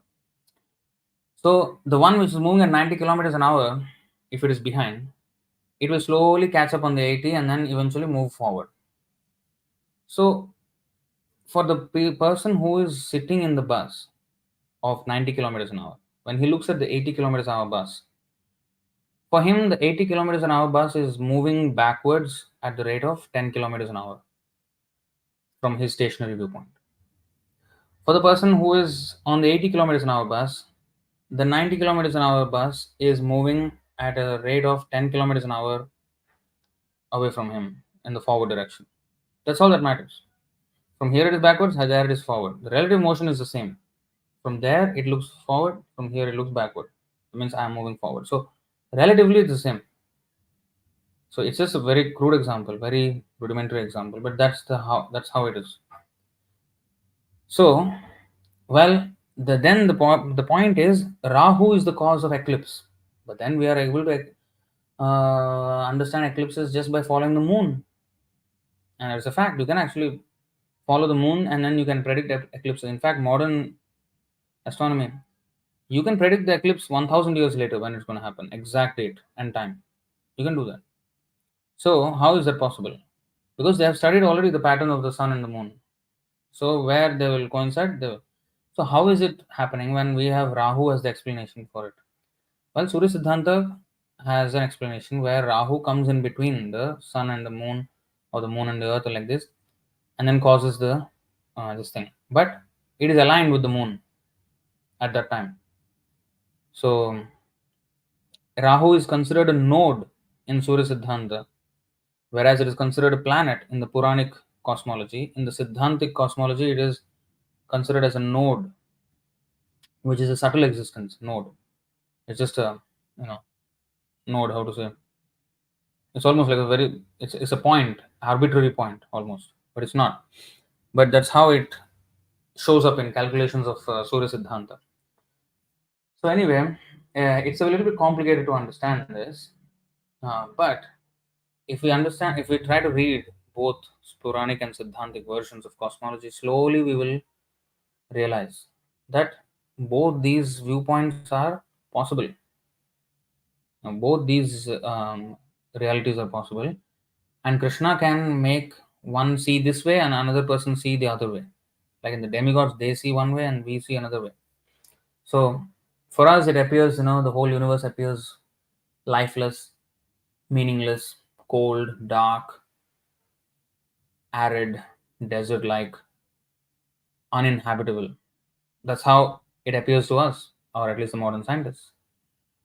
And even us, actually, we cannot see. Only with Shastra, we can see that actually, we can understand that there is life on other planets, but when we see, we don't find anything. So, how is it possible? They are having that view. Whereas the demigod, the Shastras describe every planet is teeming with life, and it's arranged in 14 planetary systems of according to one spiritual advancement. That kind of layering, that kind of description, we don't see at all in our view. We see the sun, we see the moon, but we don't see the Sumeru mountain standing tall as an you know gigantic structure which is 672,000 miles high. Yeah, that high it should be. And then we don't even see it anywhere. So how is it existing? How are we not seeing it? So many things which we don't understand. But from Shastra, we have a glimpse into some other realm of existence which we don't have access to.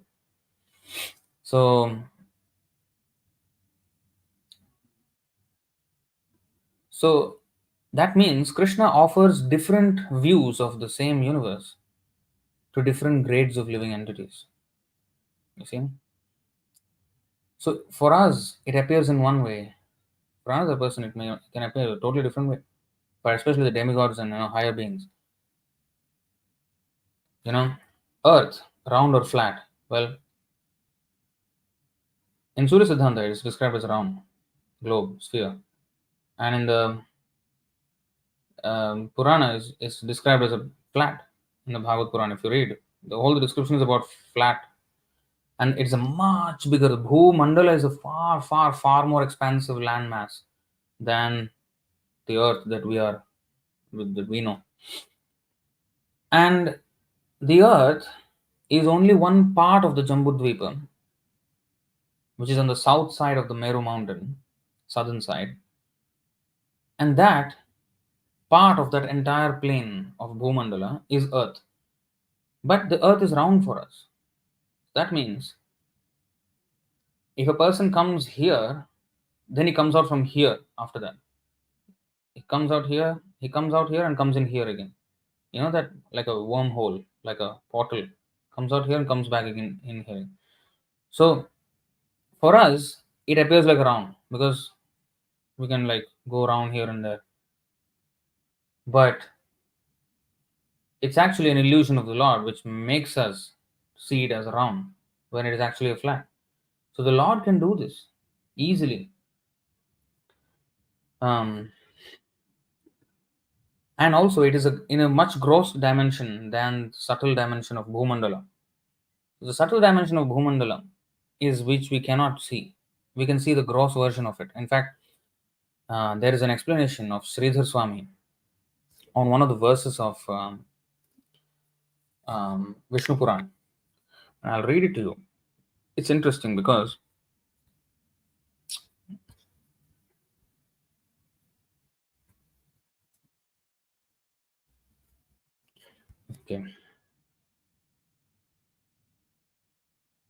okay, this is called Sridhar Swami's Factor of Two. You see, this is from an article about cosmology, but this points to Sridhar Swami's commentary on Vishnu Puran verse. I'll just read the paragraph for you. Historically, Puranic scholars believe that time on our planet flows at the same rate as time in Bhumandala. Relativity of time is being spoken of here. We would logically conclude that Bhumandala, what is the time? Our loka time also it is the same. But in their research, Madhavendra Puri Das and Siddharth Chhabra published in the book called The Big Bang and the Sages. It's a book that they published. Discovered a commentary by Sridhar Swami on Vishnu Puran, Canto 1, Chapter 3, Verse 7, 1.3.7, which led to the conclusion that a day in Bhumandala equals 2 days of our time. And it has huge implications. 1 day in Bhumandala is 2 days on Earth in our time. Sridhar Swami mentioned that apparently in that 137 purport of Vishnu Puran. His purport of Vishnu Puran.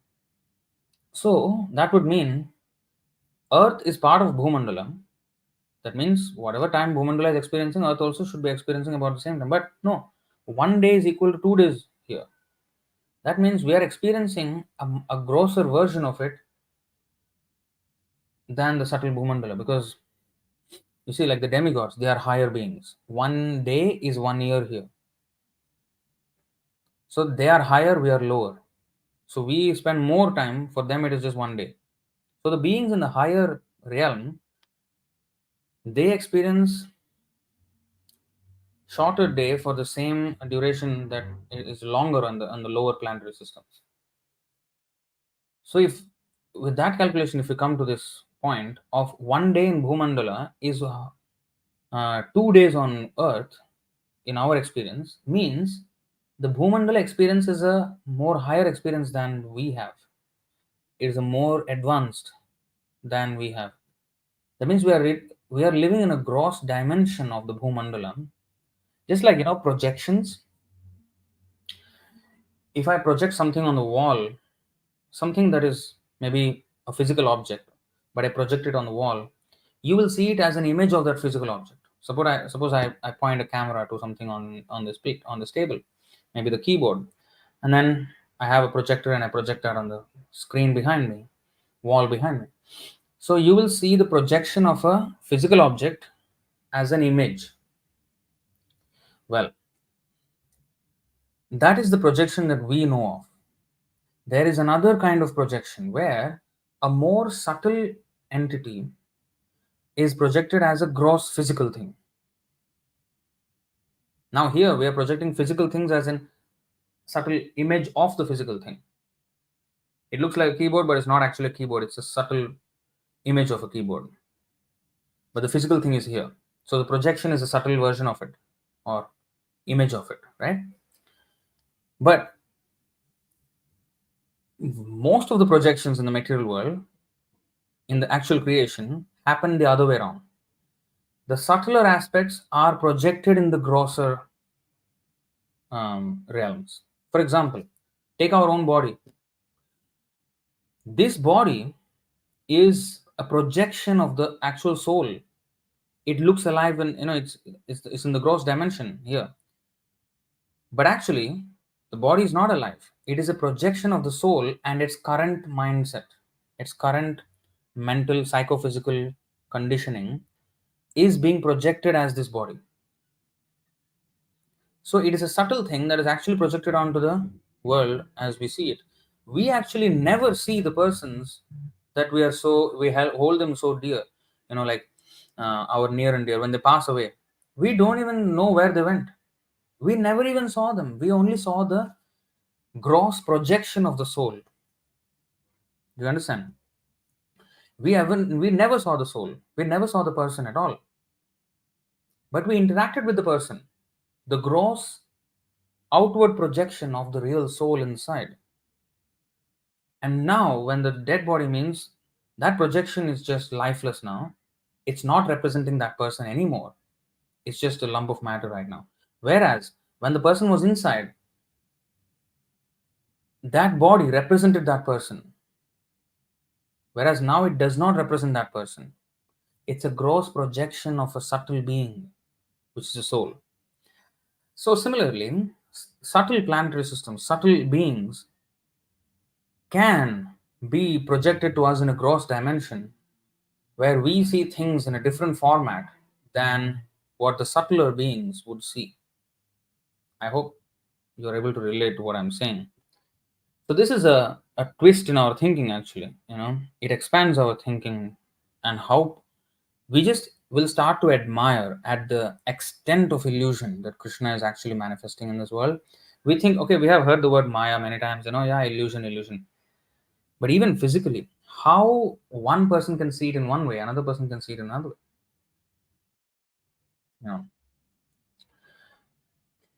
So the experience is totally different, right? So, for example, I'll give you another example. This is almost becoming a cosmology class. A green chip, right? A motherboard. I think I've explained this before. A motherboard, or a chip. Suppose it's the hard drive, okay? The motherboard of the hard drive. Now it is a green chip with plastic chip with some soldered ends and some some chips on it and some board like that. PCB, right? Now that is the gross dimension of it. But if you have the necessary hardware, if you connect that hard disk with the proper interface to a computer, to a screen, or to that Apple Vision Pro, you can see beautiful movies that are stored in that hard drive, beautiful pictures and images and movies and people walking and everything in that hard drive, which you could otherwise not see without that necessary hardware. We wouldn't have seen on that chip. You will just see it as a green board. That's it, with some colors. It doesn't make any sense to you. But when you look at it with the necessary hardware, then you can see so many things in the subtle realm that are existing on the chip, but subtly.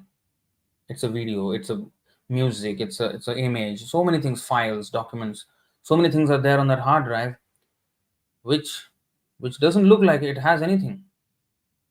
You see. So similarly, the moon that we see is probably the gross version or projection of the real moon, which is actually inhabited by the heavenly beings. and therefore it appears lifeless to us. It's We are looking at like almost like that board, that green board, which a dog sees and says, "What is it?" and just throws it away. A human sees, "Hey, what is it?" He plugs it into a computer and sees, "Oh, there's beautiful movies." So for us, it's a uninteresting barren land or whatever. But there is Somarasa, there is Chandradev, there is full civilization, heavenly planet, beautiful people, godly people, demigods. So we have no access to that realm of reality. So we are cut off. Our experience is cut off. We are unable to. We are not allowed to have access to that experience. If there are multi-layered experiences of the same thing. For example, the same movie, if I see through a black and white TV, at one point black and white TV was a thing before color TV came in, then I will see the same movie in a black and white version because my hardware only allows that much. Similarly, our senses are our hardware. So with these senses, we can only perceive to a certain extent. That TV will not allow us to see color. It is limited. But if we have necessary hardware which allows us to see color, yeah, we can. And the monitor with, and then now no more monitor with this. We can have multiple monitors of huge screens and we can see a movie, like in a IMAX theater. This Apple Vision Pro. They're saying you can, see a huge IMAX screen, even bigger than IMAX screen if you want. You know, you can have that kind of vision, you can see. But that is not available to the person who's not using it. So um, so if your screen size is limited, fixed, now we are used to screen sizes being fixed because we say, oh, 55-inch monitor, we are used to these terminologies. Now with the Apple Vision Pro, there's no limit on the screen size. You can just have as big as you want. An expandable screen, how does that work? So a person of a previous generation wouldn't be able to fathom, but now it is fathomable because of this device. So, and it is still a screen, but as I said, Sanjay, he had 3D zoom in access to every part of the battlefield, everything he could see. So what kind of broadcast technology is that, where he can have such amazing experience? And from that experience, from the technology, he actually brought out the Bhagavad-gītā for all of us. It's just just wonderful, right? So there's different um, perceptions. Different people experience different things according to their senses only. you know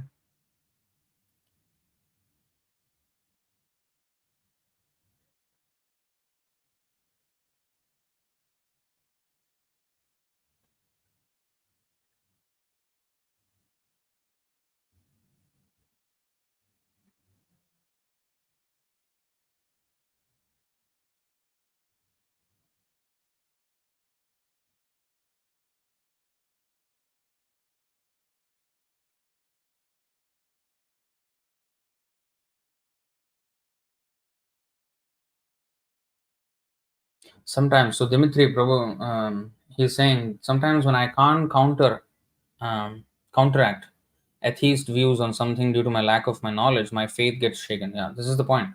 So we need to have thorough knowledge, even on the departments of knowledge that they are discussing. We need to have knowledge of that department as well.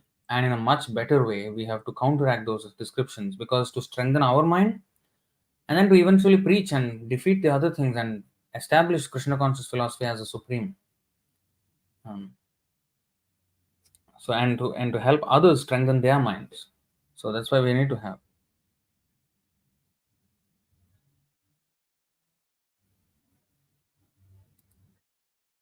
that Vision Pro thing. Was a bit scary. People frying their senses. Yeah, I saw videos someone watching 5 to 6 screens at the same time around their house. Yeah,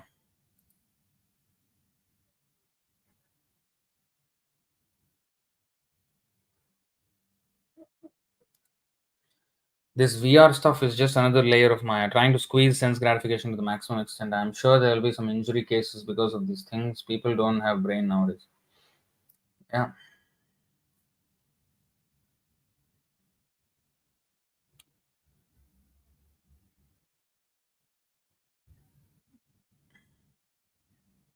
Prashant Singh is asking, what happened to your forehead? Yeah, I think you must have noticed, right? These marks and these marks. Weird. They just pigmentation, discoloration started. It was a weird date also. It started. My father passed away, and we did the cremation on the 3rd of November. And on the 4th of November, the moment I woke up, I was, took shower and putting on the tilak, and I started slight, you know, um, pigmentation patches here and here. I did not pay much attention, 2, 3 days, as I was putting tilak, I always used to see that, oh, what is that? What is that? Then eventually it expanded and became all this way, and here also it expanded and became under here now. So I don't know. Um, yeah, Krishna's way of doing whatever that means. I mean, the timing was just weird for me, so I don't know what that means. But yeah, relatively harmless. Gone to the doctor, seeing what it is. They don't know really what is the thing. At one point, I was thinking whether it's the chandan. We put the chandan every day morning after Guru Puja. But everybody's putting chandan. They put chandan in India everywhere. Everybody puts chandan. Nothing happens to anyone. So I do not know. I have no explanation. It's just happening. I was also wondering what it was.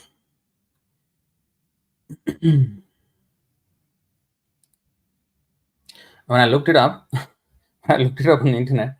It shows as melasma, which happens to usually pregnant women because of hormonal changes, and they get sometimes here patches, sometimes on the forehead. Very rare cases it happens to men, but in my case, it's happening, and now it's spread all over the forehead, all here and here. Body, material body.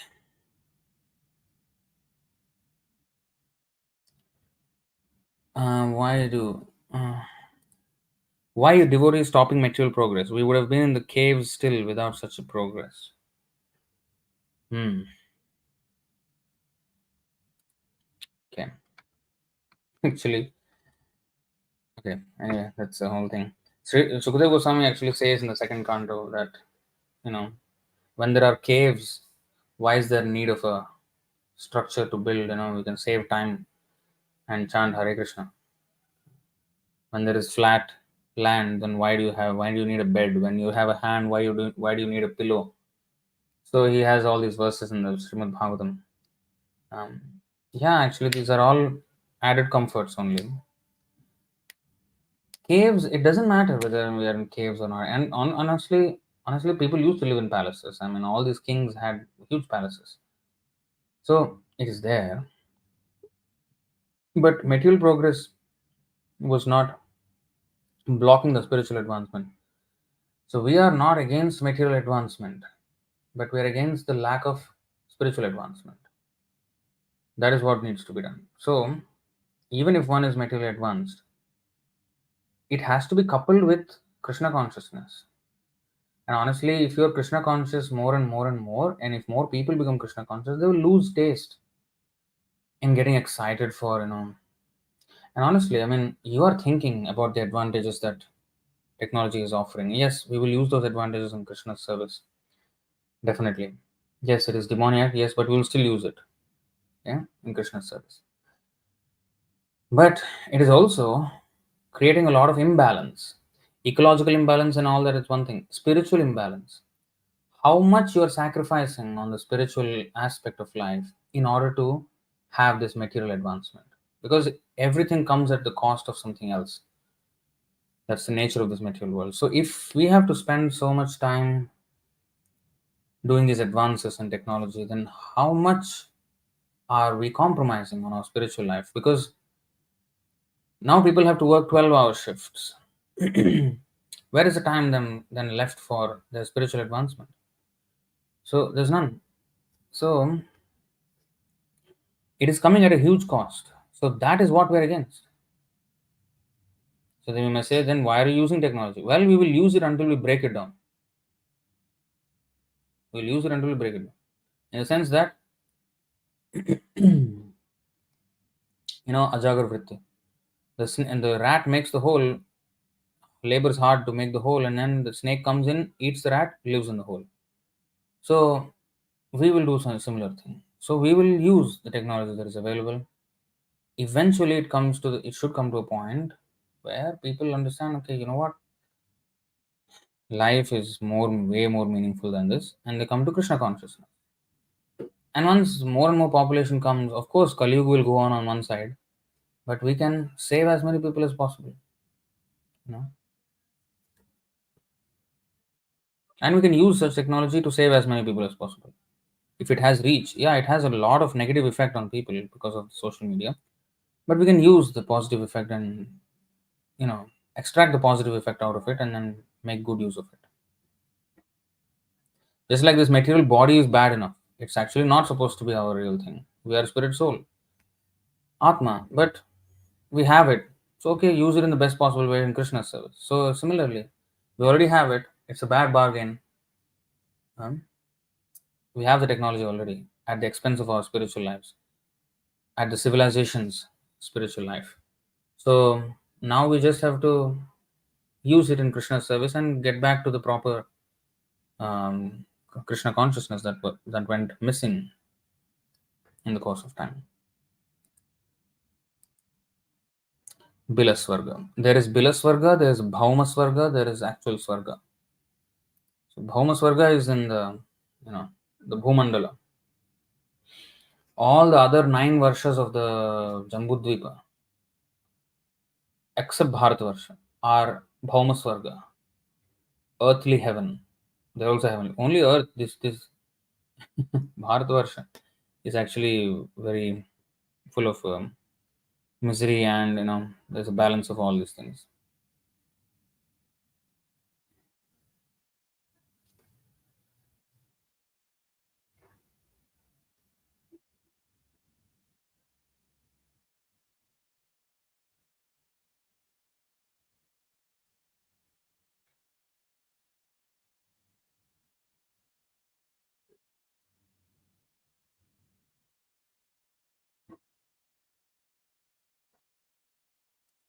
My family members are heavy advocates of this euthanasia.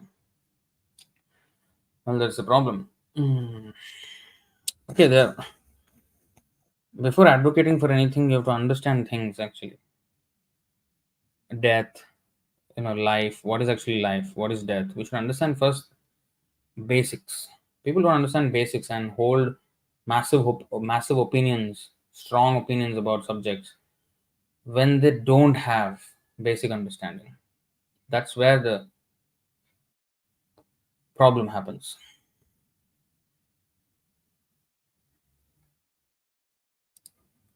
They think it is. They can think it being prohibited is cruel if someone is suffering. Who's not suffering then? Who's not suffering?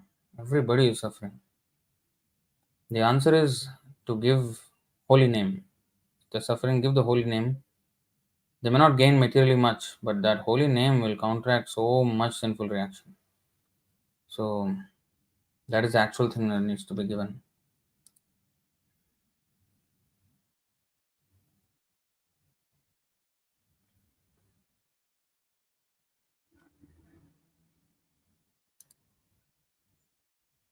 216 Narayana is mentioned. So is Narayana and Krishna exactly same? Yeah.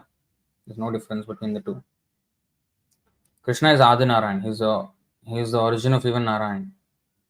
Narayana is his expansion, plenary portions. That's why they're called plenary portions. Plenary means having the same power. It's not exactly a sub portion. Plenary portion, expansion.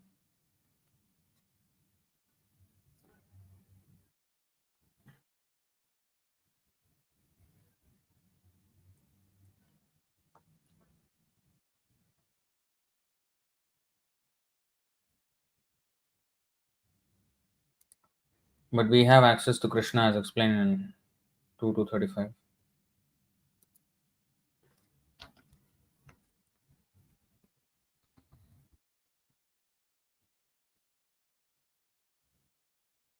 भगवान् सर्वभूतेषु लक्षितः स्वात्मना हरिः दृश्यैर्बुद्ध्यादिभिर्दृष्टा द्रष्टा लक्ष लक्षणैरनुकाम् अनुमापकैः. Personality of Godhead, Lord Sri Krishna, is in every living being along with the individual soul, and this fact is perceived and hypothesized in our acts of seeing and taking help from the intelligence. And there are so many ways to see the presence of the Lord.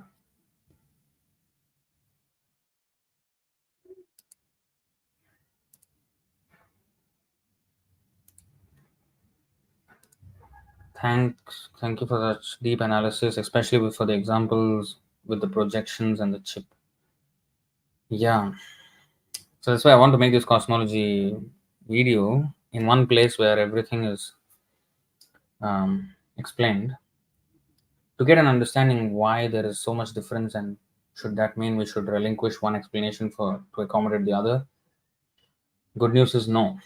We can have both Puranic and Siddhantic explanations and the modern explanation, and still have everything is true in according to the layers of revelation, layers of revelation that is allowed by Krishna.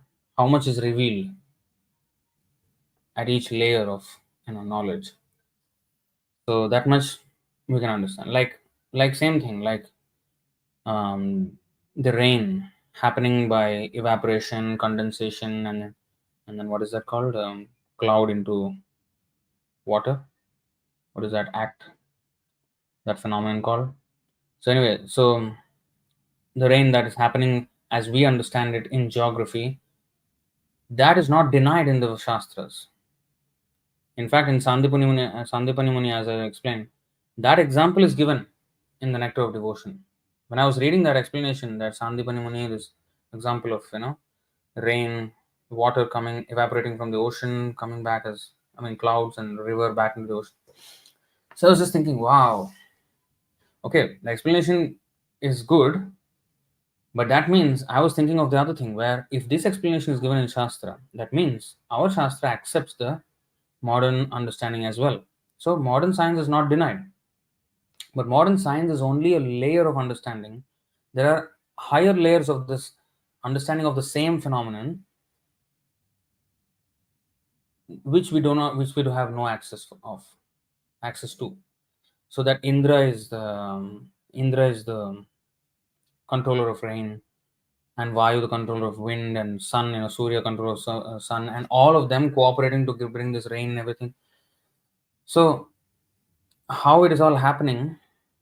Are we just putting faces to these phenomena by mentioning that this is Surya Dev, this is Chandra Dev, whereas they actually are just impersonal things, which but the heat is happening. It's not like somebody a Dev, somebody a demigod there. But no, it's not. It's not just a humanization of natural phenomena. It's not. There are higher beings who are actually in control of this, but knowledge of such higher, more subtle or higher realms, we don't have access to. And every level of experience is not denied. It's not denied. But why is it that they don't accept the other version? Is because they don't believe that there can be any other explanation for existence. So, but that thinking will change when we start to read all these things and see it in a different light. And some of the examples which we always see, which we always experience, we don't really think that projections, for example, are happening every time. Like if there's a PDF on your phone and if you print it, that's a physical projection of what you created on your subtle screen phone, which is existing on that green colored chip, that motherboard. So that is also bringing into a grosser realm what is in a subtle realm. So things like that. Even for example, ghosts, they have a form. What kind of a form they have? Whatever they have been thinking, I mean, that will determine their form. If they identify with their recently discarded body, then that is how they look. Of course, much more ghostly, much more scary for us, because they have gone very much into tamasic mode now, so they will look very scary. And so, but they identify with the same body that they, because they identify with that, the identification gives that a form. Otherwise, mind, where is the form of a mind? Ghost is just mind, subtle body. Subtle body, how can it have form? It has form. So it is actually subtle which has form. Prabhupada said, Vasamsa jirnani yatha vihaya. This body is like a dress. So dress is stitched according to the shape of the body. So is this is a dress, that means the actual thing that had a form is the soul and its current conceptions. That has the form. And this body is just clothing that form. So it's always subtle first, and then the grosser realm is the projection of the subtle realm.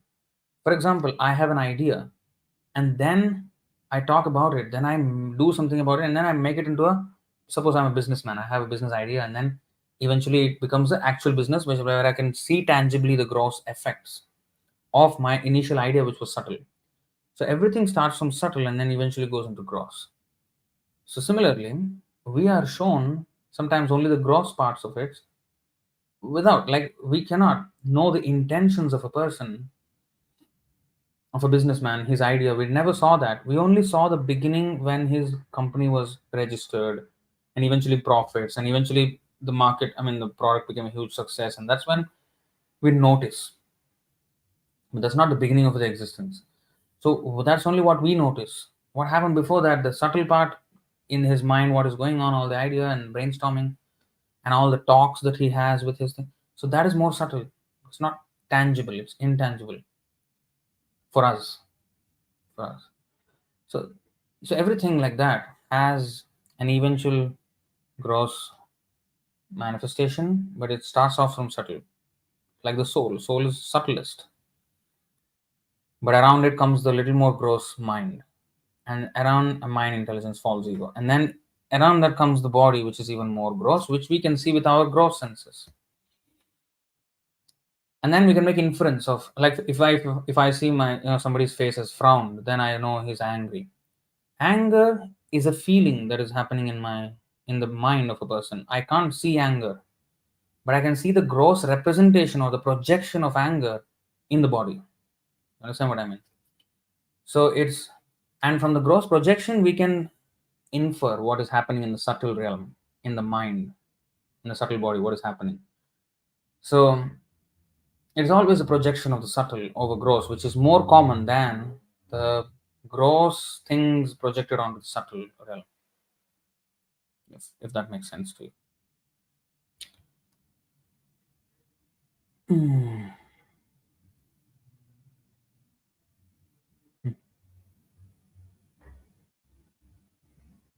The doctors never know. Yeah.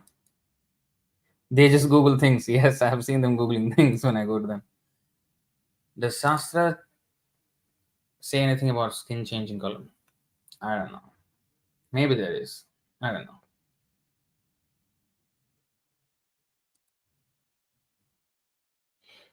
Okay, Prabhu Gyani is asking, Prabhu, you say that we need to know Krishna in detail and study scripture on this purpose for being much more confident in our preaching. This is true facts. But can we preach if, as devotees, we're more inclined and attracted to chant the holy name of the Lord? Hmm. Okay, so of course I read Bhagavad-gītā and mad-bhāvā, Srila Prabhupada's books, and it strengthened my faith more and more, but I love to chant, and sometimes I would chant more than reading. Is it detrimental to my spiritual realization?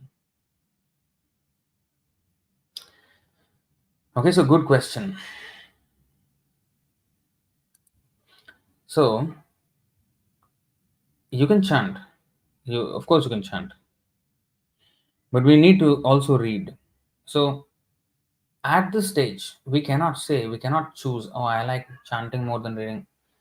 That is not exactly the correct thing to say. Because maybe, yes, we may have that inclination. Um, but unless we do Shravanam, Prabhupada said Shravanam and Kirtanam are like the two railway tracks, you know, the two tracks on which the rail moves. Both have to happen. You see, you also stated that you read the Bhagavad-gītā and Prabhupada's books, and that's how your faith got strengthened. That faith is what is important. Our quality of chanting depends on the faith that we have.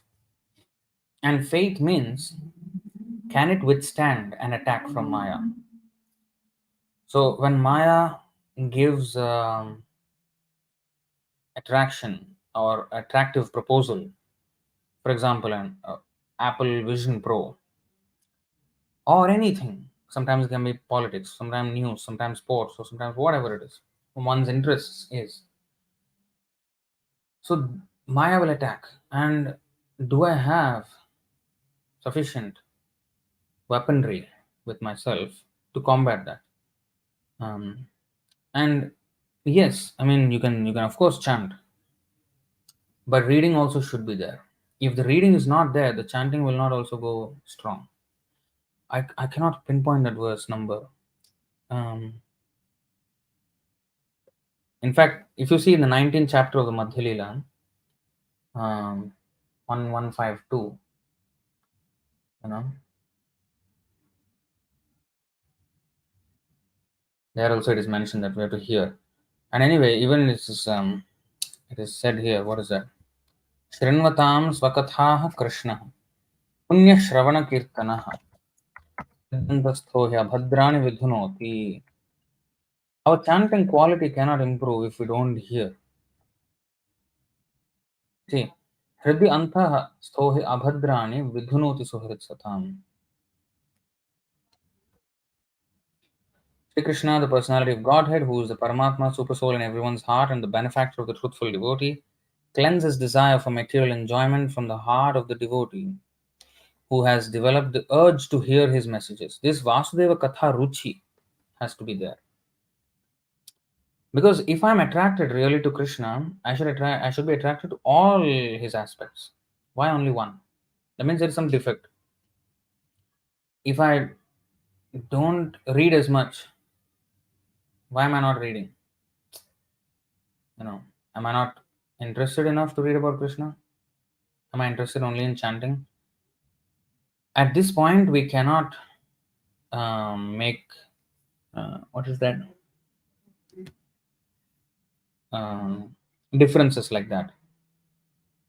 Okay, even Haridas Thakur, he was chanting so much, but it's not that he did not hear. He was preaching, he was hearing everything. And the thing is, they can explain Haridas. See, whoever has pure devotees, they can explain everything if they really need to. Like Rupa Goswami, Manjari, Gopi, not interested. Gopis are usually just serving Krishna, they love him. He's an assistant Gopi, Manjari, but when he has to play the role of an acharya, he knows everything. So they're not devoid of the knowledge. So you're chanting Hare Krishna, very good, absolutely good. But you should also know philosophy. Because we have to be able to articulate well what is the answers. We cannot be not having the answers when we are pressed, when we are challenged. So then it will, look bad on the Srila Prabhupada as well, if we don't know the answers. And for us also, it will affect our consciousness. Oh, he has a better argument than me. So I should have always the best arguments. Because it is Krishna's knowledge, right? So we have to have the best arguments for everything, for every angle. So not only for arguments or anything else, even for our own chanting to improve, we have to hear, we have to read. Then only our chanting will improve. Otherwise, it will become more and more mechanical. If the Shravanam is not there, Kirtanam cannot happen. If the Kirtanam is not there, we won't have taste for Shravanam also. So both have to be there, absolutely always. Vasudeva Katha Ruchi, that word is used. We should have Vasudeva Katha Ruchi. And namagane sada ruchi also. All should be there. All the senses should be greedy for Krishna. That's how it should be.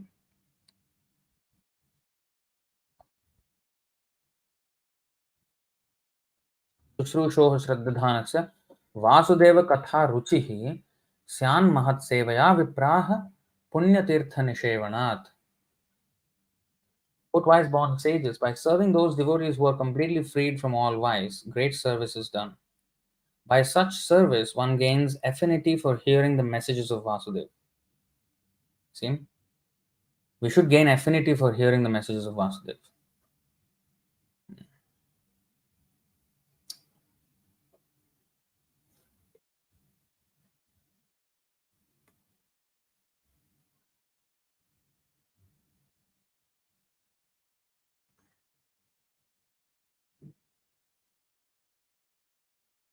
But of course, I'm not saying you should not chant. You should chant and read also.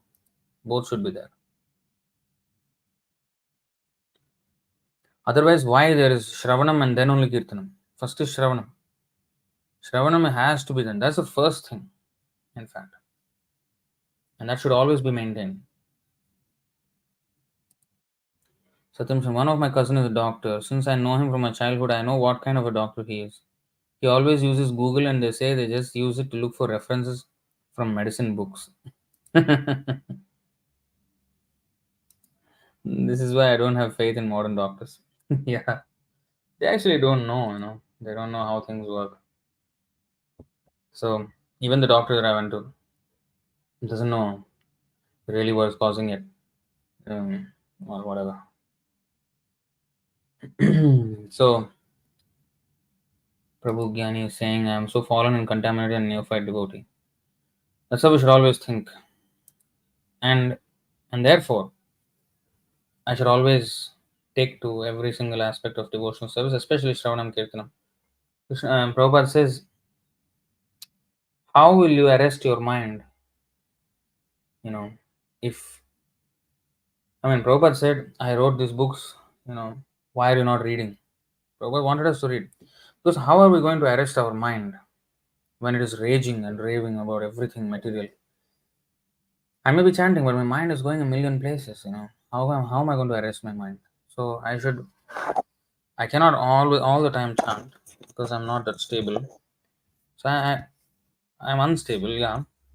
And therefore, sometimes I chant, sometimes I read, sometimes I hear, sometimes I do other service. So my restless nature is still used in Krishna's service all the time. So for some time I can chant, but after that I cannot chant like Haridas service. Okay. When I cannot, okay, then I switch to maybe reading, then switch to seva, other some using my hands or legs or driving somewhere, distributing books, talking to someone. So I am restless, yes, but let that restlessness be used in Krishna's service. So then we become more stable, focused on Krishna. So that's the whole thing. Chanting is Shravanam and Kirtanam both. It is, but our advancement of chanting is based on how much faith we have in the chant, in the holy name. And it reflects. When I have faith in the holy name, it reflects in my actions. You know, it reflects in my actions in the sense I will want to preach. I will want to dedicate my life to Krishna. So these things, I'm willing to give my life for the chanting, for the holy name, to broadcast the holy name, to serve the holy name. So I will do anything. So that is the meaning of attraction to holy name. So my faith in the chanting will improve when I read, when I hear Shravanam and Kirtanam. So Kirtanam, yes, when you're chanting, you're listening, but also my mind is not exactly listening. It's going 100,000 places. During my 16 rounds, it has gone to, around the world in 16 rounds. That is actually what is happening. There is, I think, a book, right? Around the world in 80 days. Mine is around the world 100 times during 16 rounds. That is what is actually happening. So, every day we are making a trip around the world during our 16 rounds. So, around the world in 16 rounds. So, but we have to arrest our mind. How to do that? So, here in the Bhagavad-gītā,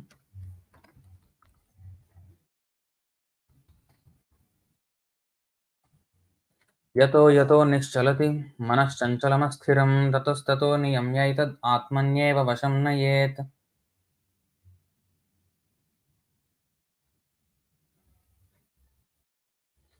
From wherever the mind wanders due to its flickering and unsteady nature, one must certainly withdraw it and bring it back under the control of the self. So, to bring it back under the control of the self, I must understand the mind is going in that direction because it is convinced that that is important. So, how am I going to bring it back to the holy name? I have to convince my mind to, hey, come back.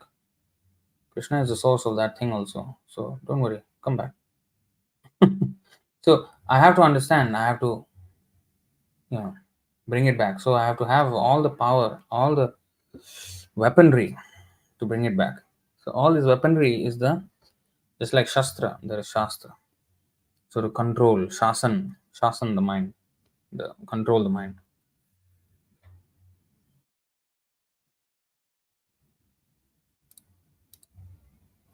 More than the philosophy, even, we must read the books because we're directly associating with Srila Prabhupada by reading his books. Don't separate the philosophy from the spiritual master. See,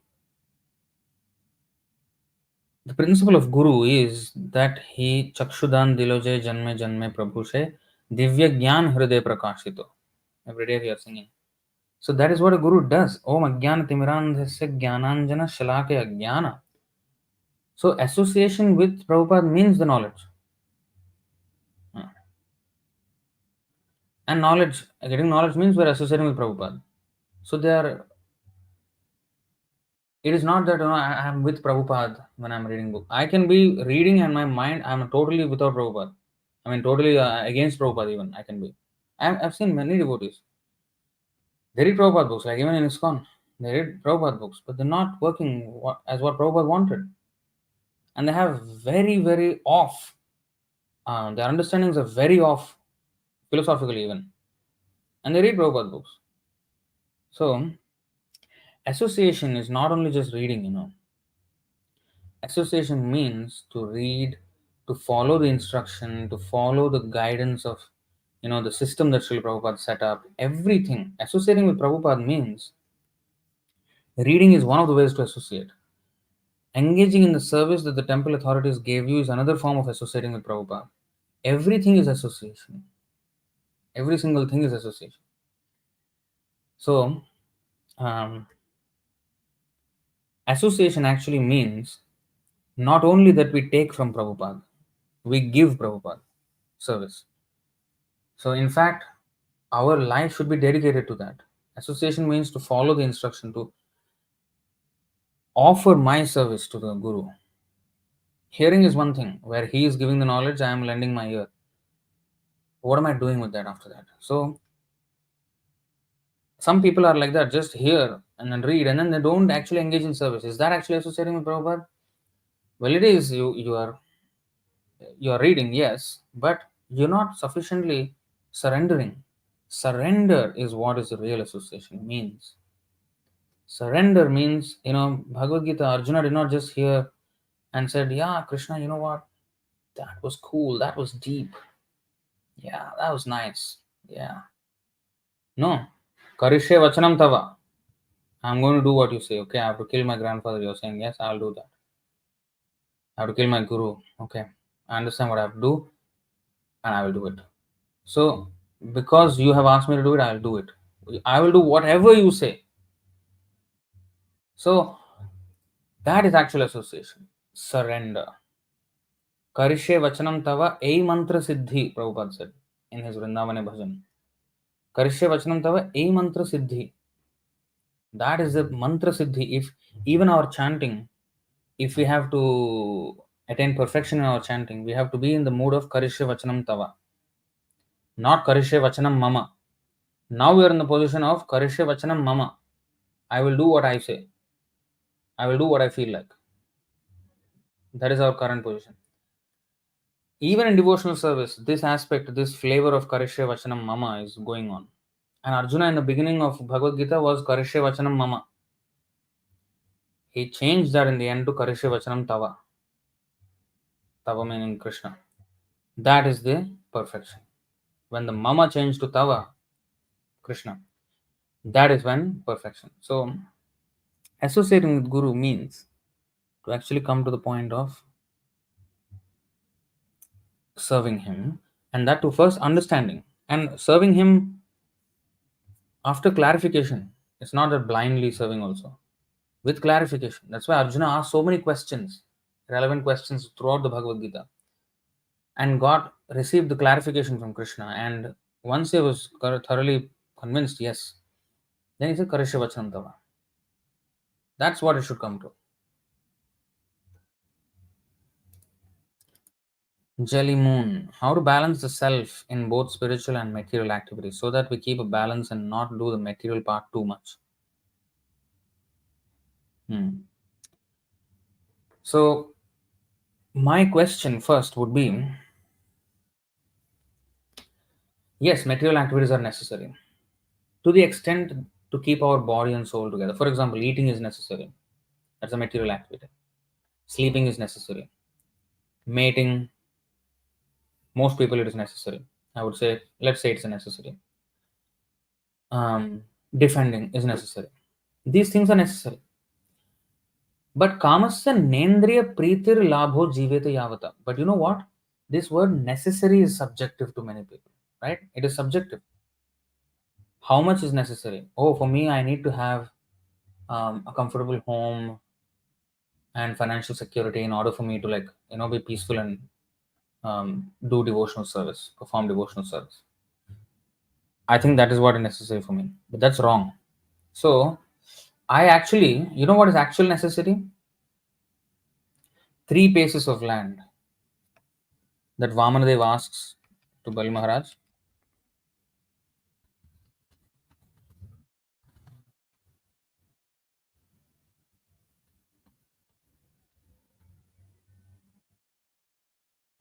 He asks him the 3 paces of land, gave a gift of 3 paces of land to Vishnu. Because of this charity, he lost all the 3 worlds. Later, however, when Lord Vishnu is pleased because of Bali Maharaj giving everything to him, Bali Maharaj will achieve the perfection of life.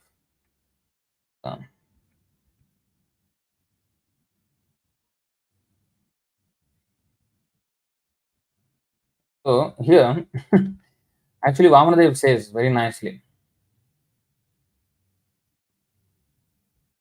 You see, here his lordship Vamanadev also teaches sannyasis and brahmacharis that one should not ask more than necessary. He wanted only 3 paces of land, although Bali Maharaj wanted to give him everything he wanted. So,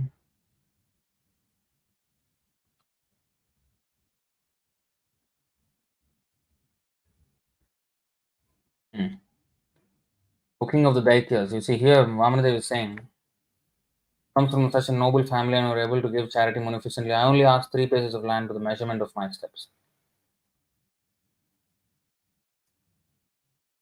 See, and he says,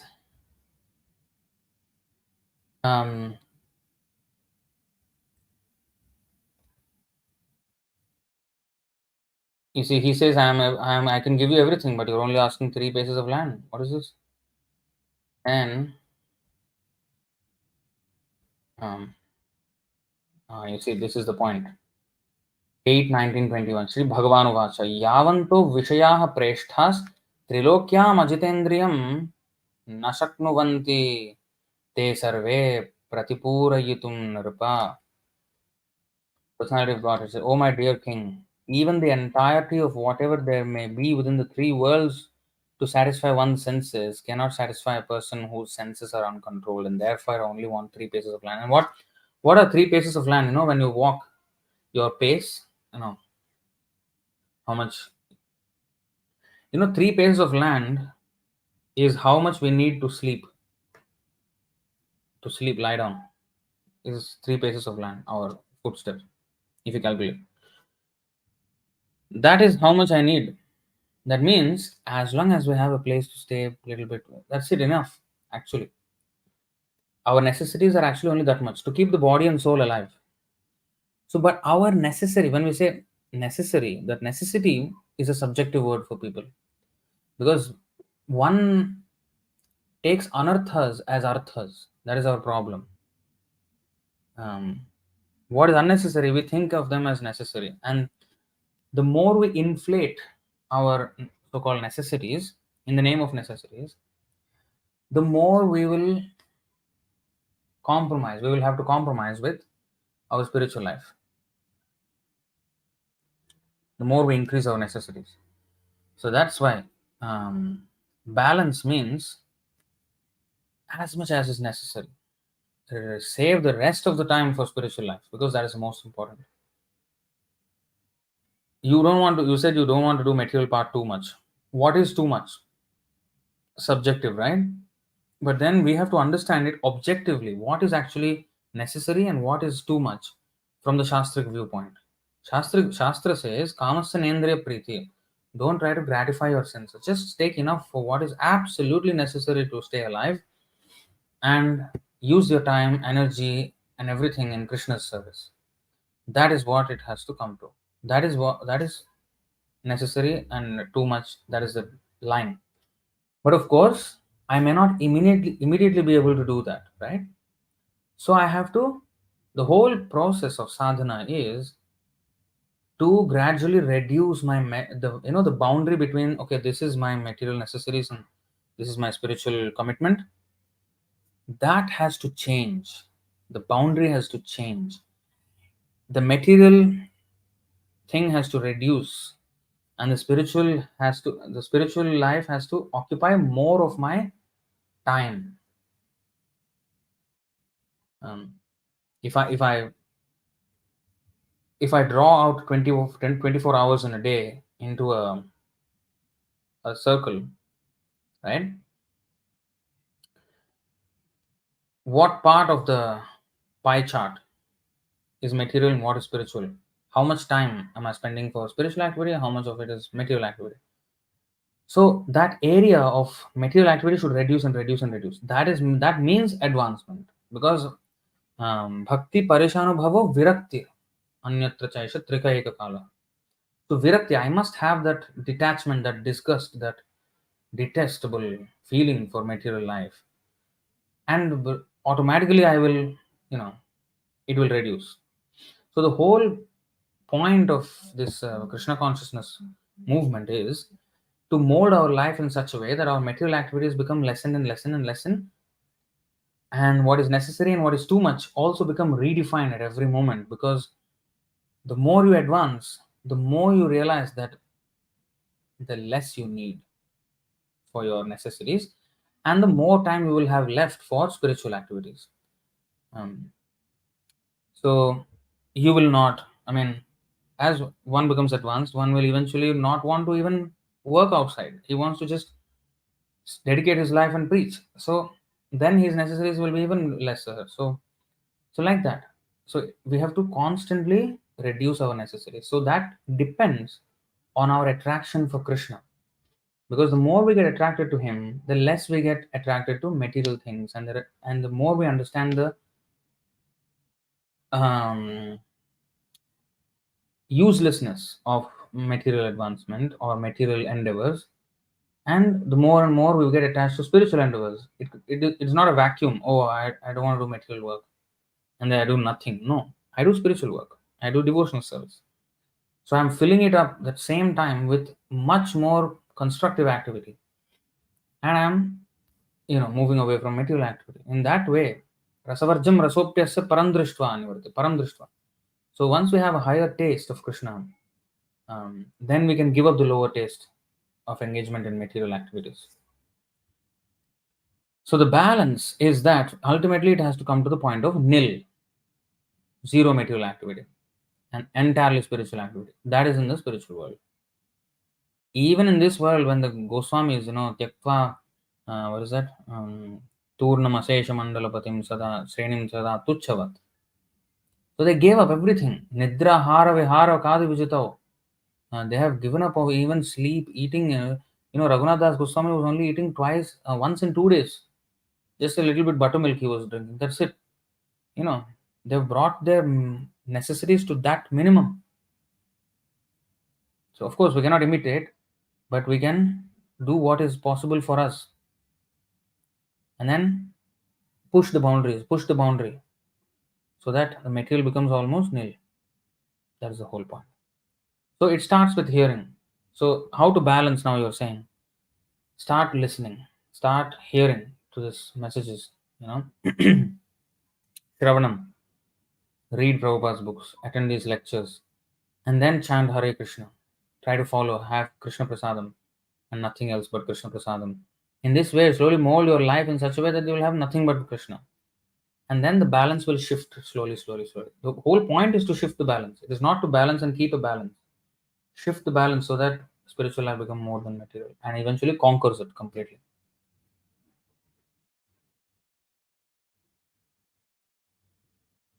Hmm.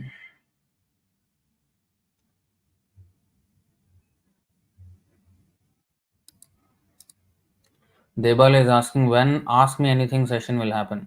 Because of people like you only, I'm scared to host AMA session because just come barrage of questions, hundreds of questions. Because I want to answer only meaningful. I have to have some kind of format where I have to just select. I should, in fact, I should do it this way. This is what I'm thinking, that I will ask to submit questions at maybe 2 days before the AMA or something like this. I'll give a time frame. Okay, within this time frame, you can submit your questions, and then I will choose which questions I want to answer, and I'll go on the show and answer those questions, and that's it. Because if I'm going to answer, it's becoming 80 plus questions. I answered, I think my last, I think second last AMA session or something. I answered 80 questions in that session, 80. And some of the time, it is actually repetition of a previous question, maybe sometime else it was done. So I'm thinking, should I accept live questions like that? Sometimes maybe I may, but I have to rethink that format because it is becoming unsustainable. 5 hours, I don't mind, but midnight, almost 1 a.m., I have to wake up. There's no compromise here in the temple. We wake up for Mangalarti again.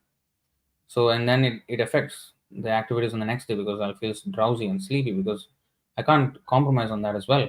Uh, So I have to rethink that format before I can commit to it again because I'm scared of people like you. Simply ask questions.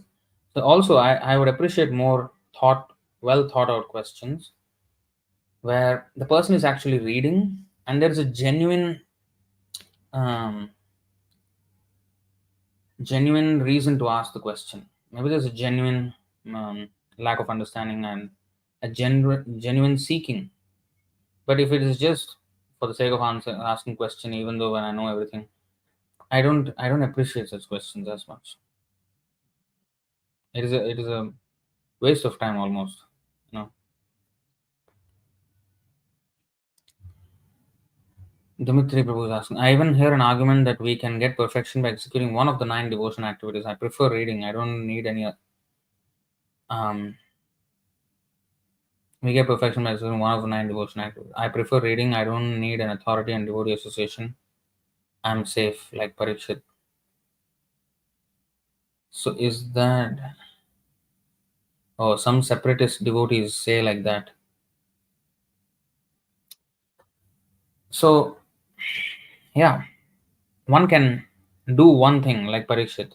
Parikshit did Shravanam for 7 days without eating, sleeping. I don't think you fit in that category. Chanting, I don't think we fit in the Haridas Thakur category. If somebody is dasyam like Hanuman, each of these 9 processes are exemplified by one devotee, right? So dasam is exemplified by Hanuman, but I can't do dasam as well as Hanuman, right? So when I can't do as these powerful personalities, I should engage in every Krishnarthe Akhila Cheshta. Chaitanya Mahaprabhu said, Krishnarthe Akhila Cheshta. That means we have to engage in all kinds of activities in the service of Krishna. And that is most appropriate for neophytes like us, who are restless, who are not fixed up in anything. They say reading, I prefer reading. What is prefer? That means you prefer. Karishe Machanam Mama, that means. It is not Tava. What Prabhupada asked us to do, we have to read, we have to chant, we have to do deity worship, we have to do preaching, we have to do everything for Krishna. So that needs to be done. I cannot say I prefer reading. This preference is not, that's what you will learn in temple life. Discipline. There's no preference, there's discipline. Discipline means what the guru says you have to do, that's it. I cannot say that, oh, I prefer reading, I prefer that. No, no, you cannot give that answer. When you have service to do, you have to do the service. And then find your own time to read.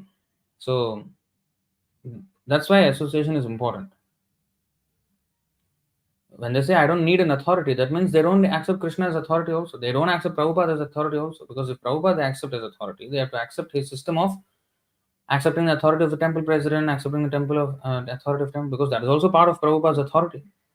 Prabhupada said, if you follow me, you follow my representative.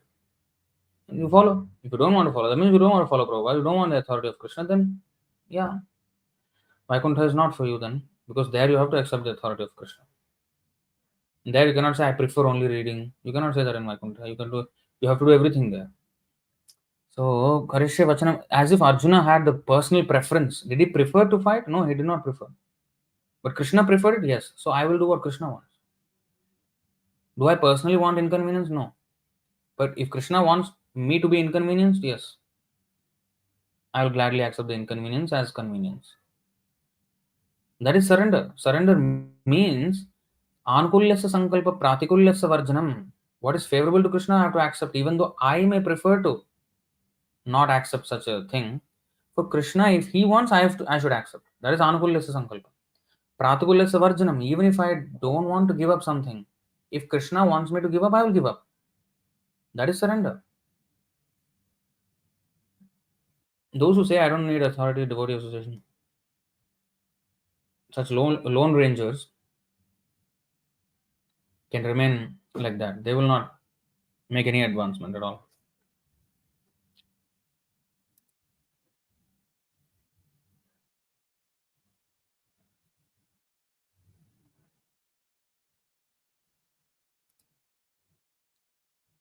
I'll definitely read more by associating with devotees who are inclined in that. Well, in ISKM, we are about reading. Actually, reading is a personal activity. You don't read together.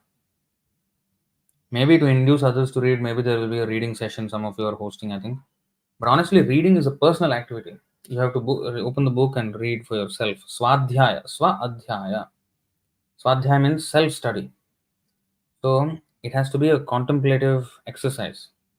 You read sometimes, oh wow, you can read again. When you're reading for in a group, it's different in the sense that you cannot like think about something and read it again if you like it. Something strikes you, you're like, wow, that's so good. You can't do that in a reading session, right? But so group reading is one thing. Reading is actually an individual activity. Individual activity.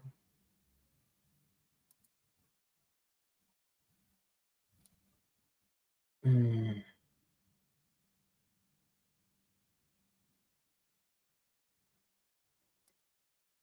In this regard, I saw a video where Prabhupada said that one who has still has lust in his heart should read only Canto 1 and 2 of Bhagavatam and then gradually advance. I don't know about giving classes. He said I heard similar thing about giving classes only first and second cantos. Well, the thing is, Prabhupada is saying we should not jump to the 10th canto where Krishna's loving affairs are mentioned. We should start with the first two cantos, which are the 2 feet of the Lord. And then slowly go to all the cantos. Why not? Not only first two cantos. Prabhupada never said we should only give from first two cantos lectures or should only read first two cantos. And why did he write the third canto then? Who doesn't have lust? Who doesn't have lust? Why is the third canto is written? Why is fifth canto written? Why is sixth, seventh, eighth canto, ninth canto written? Why is Krishna book written? I mean, so and it is supposed to be sold to everyone, like even a pakka materialist. So we just read Prabhupada's books, we'll be protected. Okay, we have to read Prabhupada's books. That's it. Of course, in sequence, first, second, third, fourth, fifth, like that. Don't jump to 10th canto. Prabhupada usually is saying like that. Prabhupada told this in one Ishtagoshti. Well, we have to read from the first second and then eventually go to everything, not just stop at second. That is not.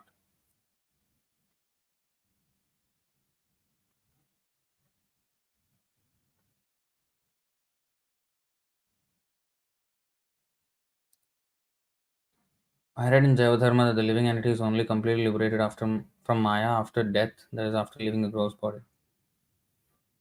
Well, there is a stage called Jivan Mukta, where one is liberated even in the present body. That is also possible. Um, Even after the gross body, subtle body is there. And if he is not liberated, he will take another gross body. The main thing is to become completely Krishna conscious. Then wherever we are, Swargapavarga Narakeshu Apitulyartha Darshana. That is the actual thing. That 5 hour AM session was amazing though. Amazing, but at what cost? You know. So I have to find a way where I have to limit it to about 2 hours, 2.5 max. Something like that. So when will we know that we can go further and begin to read third? Please. Okay, you know what? Just read Prabhupada's books. Don't, oh, when I should start third canto. Please, just read. Prabhupada wanted us to just read. I don't want this to become an institutional rule that, okay, you have to only read first and second. Oh, you're last. Okay, you cannot. Only brahmacharis have to can read third canto. Please, just read everything that Prabhupada gave. Prabhupada wanted us to read everything. He never said that read only the first two cantos. Never. Okay. He said start with the first two cantos, pada first, and then go. Not that, if you are devotee means you can read everything. Once you have come into the devotees, then we can read everything. In fact, Kṛṣṇa book, as I said, he already made it available. Don't start another whole controversy that, oh, we can only read first two cantos. Please. This is all some concoction. You have to stop that.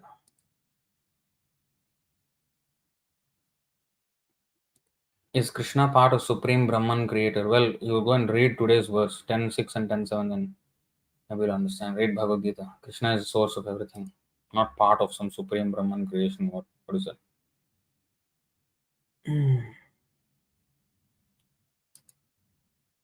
Purna Makkena. So, Hare Krishna, can you please explain about different yoga systems mentioned? I can't clearly distinguish chapters 2, 3, 4, 5. What are you thinking this class is about? I can't do that. Sorry, that's out beyond the scope of this class today. See, you should ask questions that are related to the subject in order to enhance the understanding of the subject and to seek clarifications about the subject that is being spoken. That is the way to ask questions in the class. Prabhupada in one class chastising, shouting at the devotees, who were asking, questions not related to the class. Why are you asking questions like this? He was shouting. So please, you all must understand one thing. You have to ask questions related to the topic. Okay. Don't ask them, what is this? Can you explain about different yoga systems mentioned? Well, you keep on reading Prabhupada's books. I think you will understand that. It's not a subject for this class. You can't just ask like that. For God detachment without intelligence. I don't know what this person is saying. Yeah, you can find classes in those chapters of Bhagavad-gītā in the channel. Yeah, you can go and read them.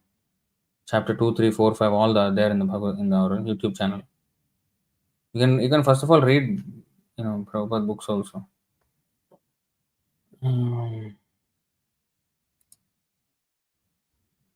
But every day we're having reading sessions. How to make it more serious in a group session? Well, you can just go on reading for others to listen. That's the thing. But our personal reading should be our personal reading. You know.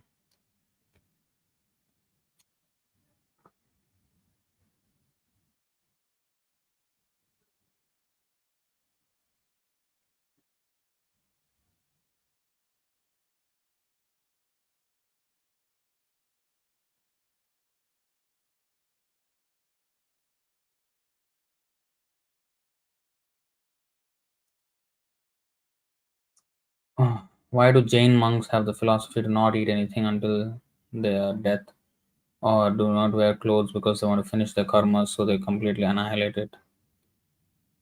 why do they teach and practice such philosophy? Actually, Jain philosophy and practice is a deviation from Rishabdev, that is mentioned in the Bhagavatam actually. The Jain philosophy, fifth canto only it comes, Rishabdev. So that is mentioned. It's actually a deviation, concoction, which is impersonalist in nature and having tapasyas which are not mentioned in the Shastras. So that is, it's a not a correct way of spiritual realization. It's a concocted religious system. That is what it is. You can't say that, I will only eat when something dies automatically, or something I will not kill to eat. Well, you have to kill to eat. Jivo jivasya jivanam. Sometimes, yeah, plucking a fruit is not really killing, but anything that is sanctioned by Krishna is fine to do.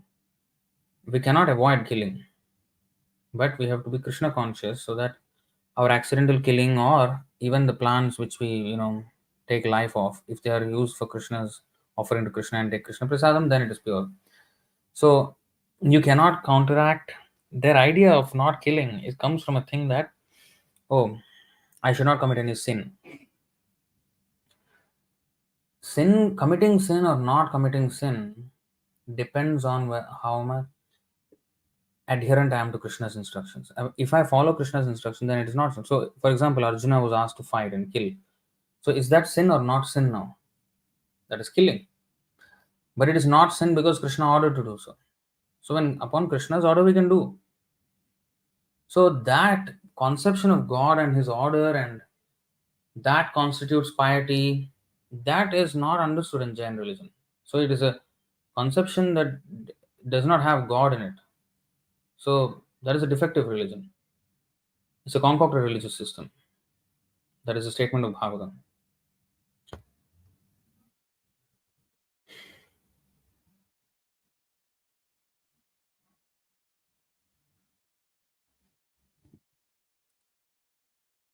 Prabhupada's time, the temple devotees used to gather and drink hot milk while one devotee reads aloud from the Krishna book every night before sleeping. Yeah.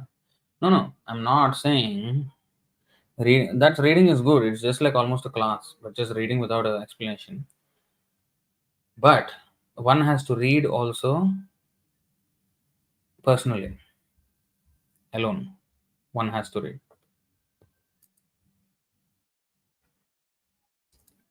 Sorry, Prabhu, I just joined. I don't know the topic. Okay. Okay, so next time you can start from the beginning. Okay? You can start attending the class. Well, anyway, thank you for coming. But next time you're trying to try to attend the full class.